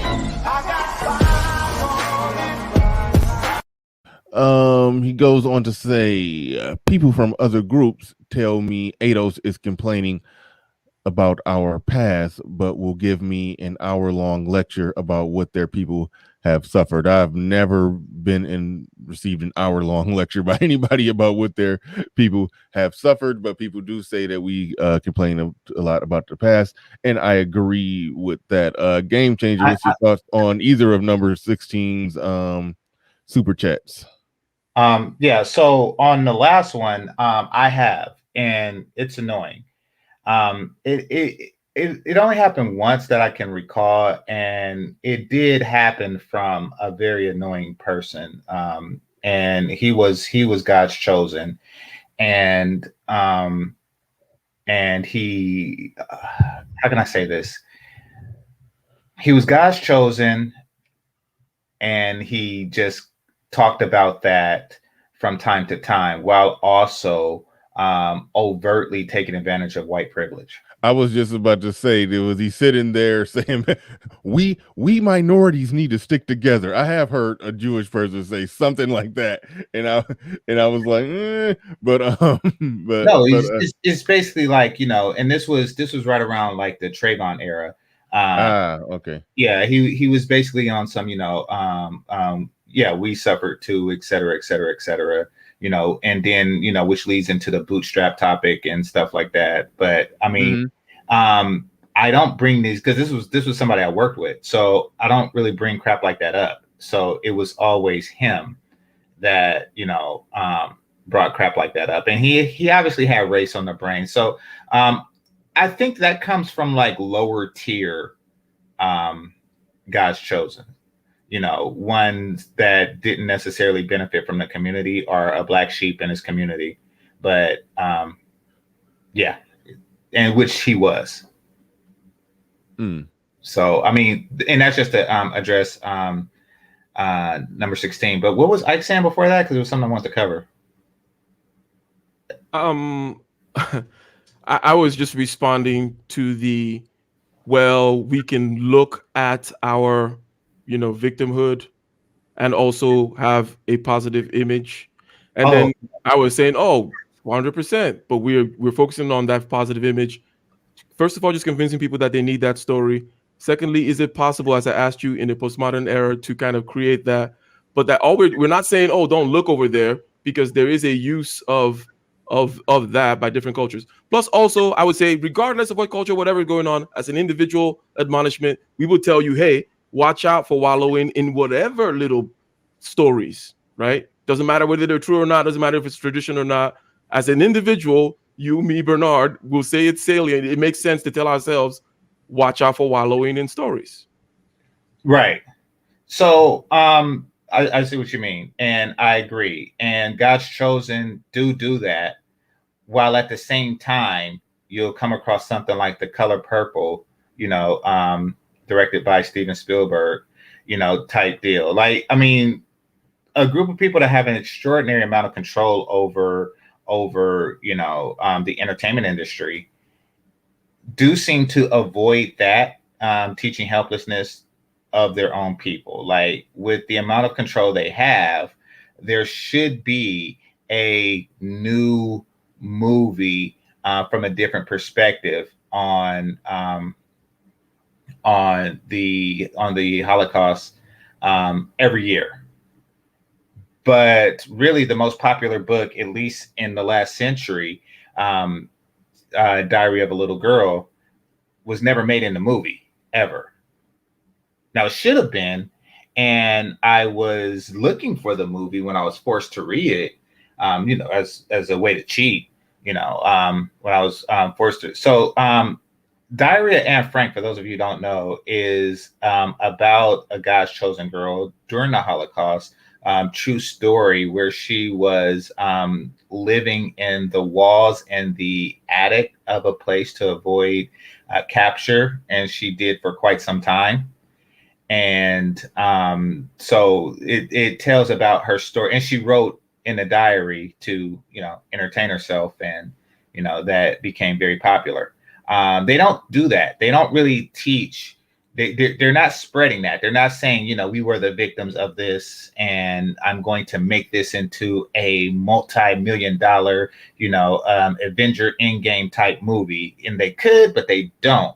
And I think that they understand the damage in doing this, having a long history of suffering. They're like, something, wallowing in it doesn't really help. They've come to the realization in their longer history of suffering, I'm sure in that history, the negative effects of wallowing in that. So, which is why they don't do it.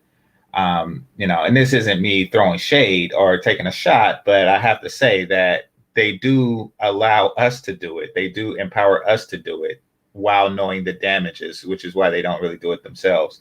In fact, the only time I've really seen it in mainstream was Schindler's List. And that was in the 90s. So that was like the first and last movie I really seen that focused on the suffering of God's chosen during that era. And, it was just like a quick movie. In fact, this is embarrassing. A bunch of Nagagas went to go see it on a field trip, and they were in the same grade as me, but they went to a different high school. And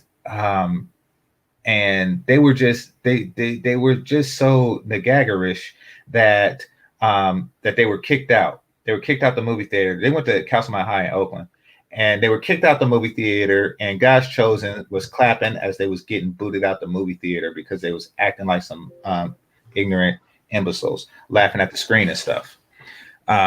So then my high school got a free showing as a result, and we had to go and show them that we can do it with class and stuff. So they only let the honor students and stuff go. But yeah, that's the story on that. Yeah. And that was the first and last time I've seen a movie, covering that particular topic. Of course, it's a side effect of regular World War II movies, where the focus is the war or the focus is Saving Private Ryan. But, it's never like the main focus. And of course, like, Magneto, they'll do something like that. But generally speaking, it's never the main focus. Number 16 in the building, back in here with another super chat, a $10 super chat. Appreciate it. What do we get for $10? Everything you want. Everything? Everything. You. All right. Appreciate the $10 super chat. He says, will us stop talking about or wallowing in our past fix 100% of our ADOS issues? Already right there, you're starting out the gate wrong, saying, well, will it fix 100%? Like I don't think you're already starting out wrong with that one. But he said the sad thing is most ADOS do not know about our past. Strongly disagree with that. We know our past very well. So what will that stop if we got away from it? It's not talking about the past. I just told you I love history. I love watching documentaries. I love reading up on history. I enjoy it. And I even like watching the movies about it. That's not the problem. The problem comes when we get to the point in a place where we're having a discussion about I can't even I'm struggling to even think of an example. We could be having a discussion about anything today, and then we're going to relate it to racism in the past and basically using the past, the history, as a way to explain why we're oppressed and we can't do A, B, and C today because of this oppression, this history of slavery, and this all of it's we use it as a part of our excuse making story. That's what's happening. Remember, Bernard, we talked about the mental health thing. Well, first of all, right, we're having a conversation about post-nut clarity, frame, generally speaking, and then we talked about the fasting and then the building of habits and so on and so forth in order to address. So this is a very like granular individual person. What do you do? And again, we all can admonish ourselves to not wallow in stories. It's like that's what we're saying, right? Because it's a very, first of all, let me focus that we are talking about individuals, right? That is the main thing here.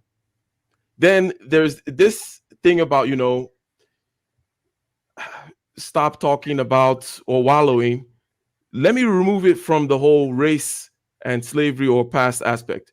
We talked in our mental health conversation about, let's say you take or you take a group of women or women in general, and you look at certain markers like, okay, and she represents one of these that are getting, educated, check, job, check, getting money, check, all these other things, kind of relatively free. But then there's one thing where maybe she has a bad relationship history. But generally speaking, rather than just deal with this one aspect, there is a narrative that says I'm oppressed, which doesn't match with the rest of the checks, right? I'm oppressed, I'm this, I'm that, not protected, so on and so forth. But it's like, I have all these checks here that seem to suggest not. In other words, you take any particular, what the tendency is for any individual is to take one thing that's going wrong in their life that's particularly like they don't like or whatever they want to, then they take this big ready-made story to kind of just wallow away in why that one thing, why it's not their fault, and it may be a combination of your fault plus not your fault.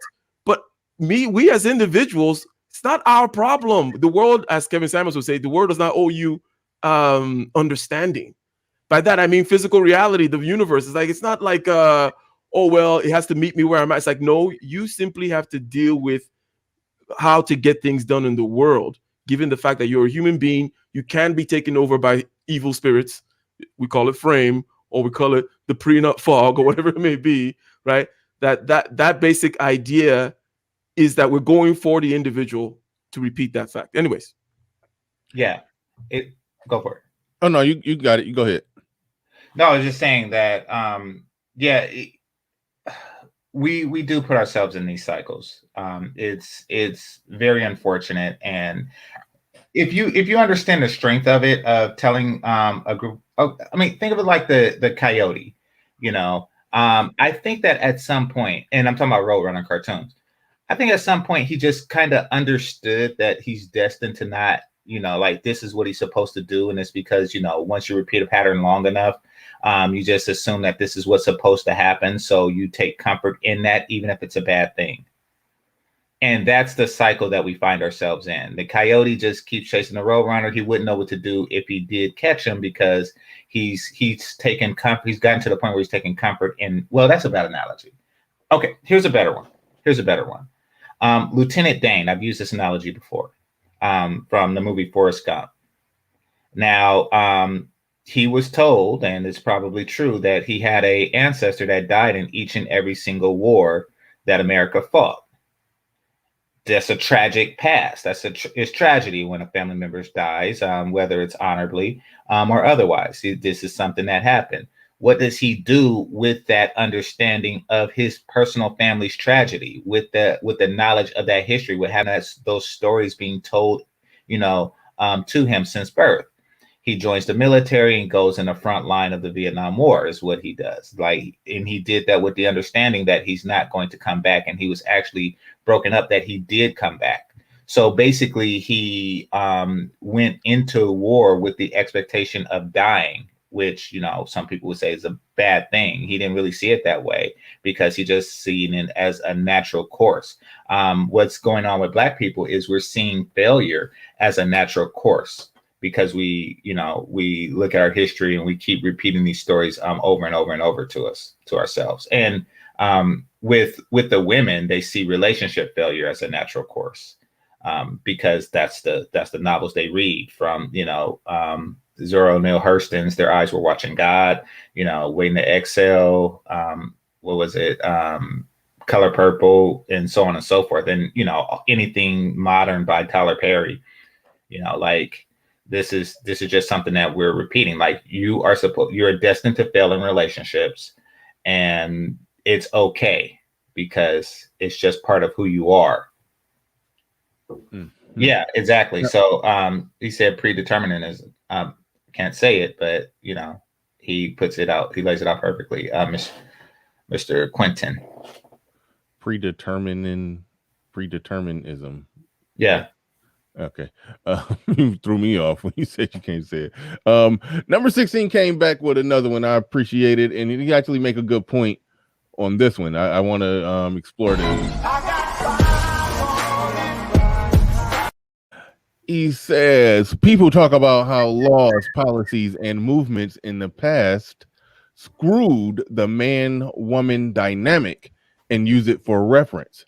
So why is this now an issue? That's a really good point, because we do look at what happened in the past, the laws in the past. A Game Changer just referenced how essentially, the increase in the welfare program basically just turned into a situation where you start paying people to be poor. And if you're paying a woman to be poor and single and have kids, if you're paying her to do it, you're going to increase the probability that she's going to be poor and single and have kids. It's just, you incentivize something, you're going to get more of it in a society. Yeah, that is true. So you make a fair point right there, but this is where it gets goofy. There was a conversation between Obsidian and Mr. Let Go. When Mr. Let Go was on his show about a month and a half ago or something like that. They were talking, and Mr. Let Go, part of what he talks about trauma that women or Black women, he's Black, I think his focus is on Black women. So they talk about the trauma that Black women go through. They talk about the 1 in 4 or 1 in 3 stat that, been, sexually assaulted or inappropriately touched in some type of way from the age of from 0 to 17 or something like that. They were talking about that, and that's fine. There's nothing wrong with having that discussion. The extent that it's a problem that needs to get corrected today. People need to take actions and do things today, right now. That is a modern problem. Even if it happened in the past, it's a modern problem today. Mr. Let Go, in the midst of the conversation, and keep in mind, this is somebody who specializes in talking about that. He said, and I believe, they were talking about how a lot of times it gets swept under the rug in the Black community, or people don't say anything about it, or whatever. That's a modern problem that needs to get fixed amongst modern people.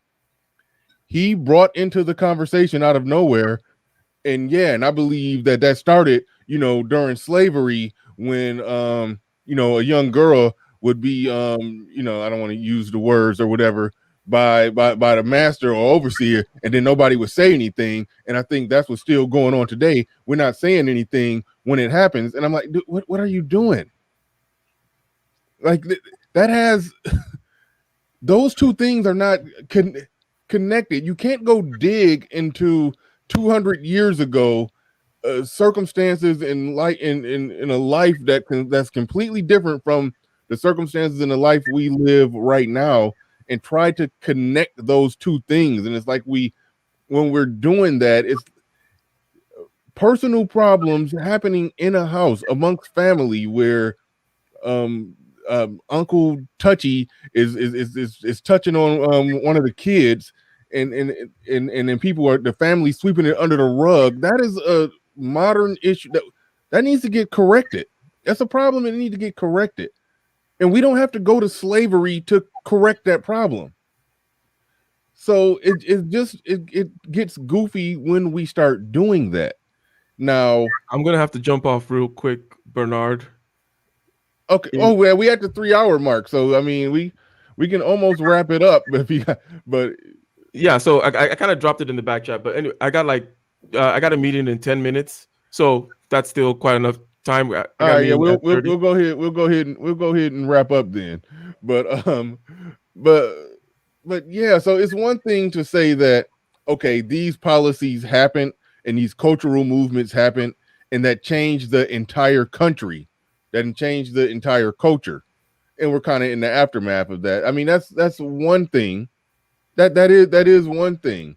But when we go back to slavery for everything, every problem we have to point it to oppression. When Dr. Umar Johnson was asked, what is the biggest things facing black people today? None of it had anything to do with what black people can do.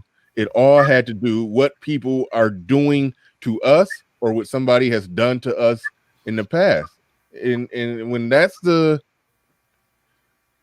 when you can't even think past that part, nothing positive. And when I say positive, I don't mean feel good stuff, but I mean positive into forward, moving forward. If you can't think of anything in the realm of forward progress that could be done to fix the problem, but everything is based off what's been done to us with our oppression, our abuse, and then no, that's not the right way to go about it in my assessment. But you do raise a good point that yes, history matter and things, there is a causal effect, and that you point out a good moment in time where we talk about a causal effect that something had on the culture. But I do believe that today, right now, fixing the families, yes, that's something that people need to do, and wallowing about the past is not the way to go about it. Well, all right, go ahead. There's a difference, number 16. There's a difference between history and entertainment that's history based. There is an extraordinary difference in that, and because history is not really as polarizing as the movies that people make about it. So if you were to say go into the life, the day-to-day life of a rural, functioning, healthy Black post-slavery family, it probably wouldn't be as entertaining as The Color Purple. However, we watch The Color Purple for the ass whoopings and, everything like that. So it gives us a distorted view of history. And as a result, our reaction to it is a lot different, but when you stick to like the true stuff that happened, on it, it's not often like movie worthy. So, it's not as entertaining, but, you do get to learn about the nature of people and, perhaps policy should be put in place. But should policy be put in place over exaggerated fictions of history, like Color Purple? No. All right, we're gonna wrap it up. Number 16 back in with another. I'm gonna start with Ike so he can give his last words real quick. But number 16 in the building, he said with another one. He says, "Why are we going back to that time, anyways? There's enough things in the 20s to 60s to talk about without doing that." That's my point. I don't understand why we go back to slavery. I do understand. I don't want to be too long-winded because Ike only got about 4 minutes at this point. He says, let's focus on that. Number 16, you put a lot of good stuff on the table. We probably will do entire shows on some of the things that you threw out there in Super Chatted. So thank you for your Super Chats. Thank you for actually driving the conversation for like the last 30 minutes of the show. We appreciate it. And we will do a follow-up because I think some of the things that you're throwing out there do need more adequate, well thought out answers. And we on the fly right now. So I'm going to pass it to Ike so we can go ahead and wrap up. But thank you, number 16. You made the last hour of the show work today. I got 5. I got 5. Huh? I got 5 on it. 5 on what? Should I sing it or are you gonna do it?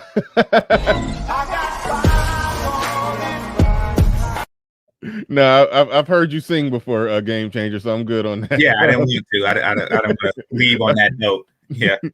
All right, go ahead, Ike. You can give us your final words before you go. And you're on mute. Mute. Shout out. Yes, no longer on mute.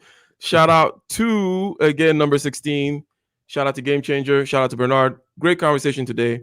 I think that in one of the super chats by number 16, it was mentioned what I said earlier, which is the whole doing both thing is something, or doing all 16 things. But today we're talking about thing number 1 in time frame number 1 is a key thing that we need to understand in any kind of conversation, right?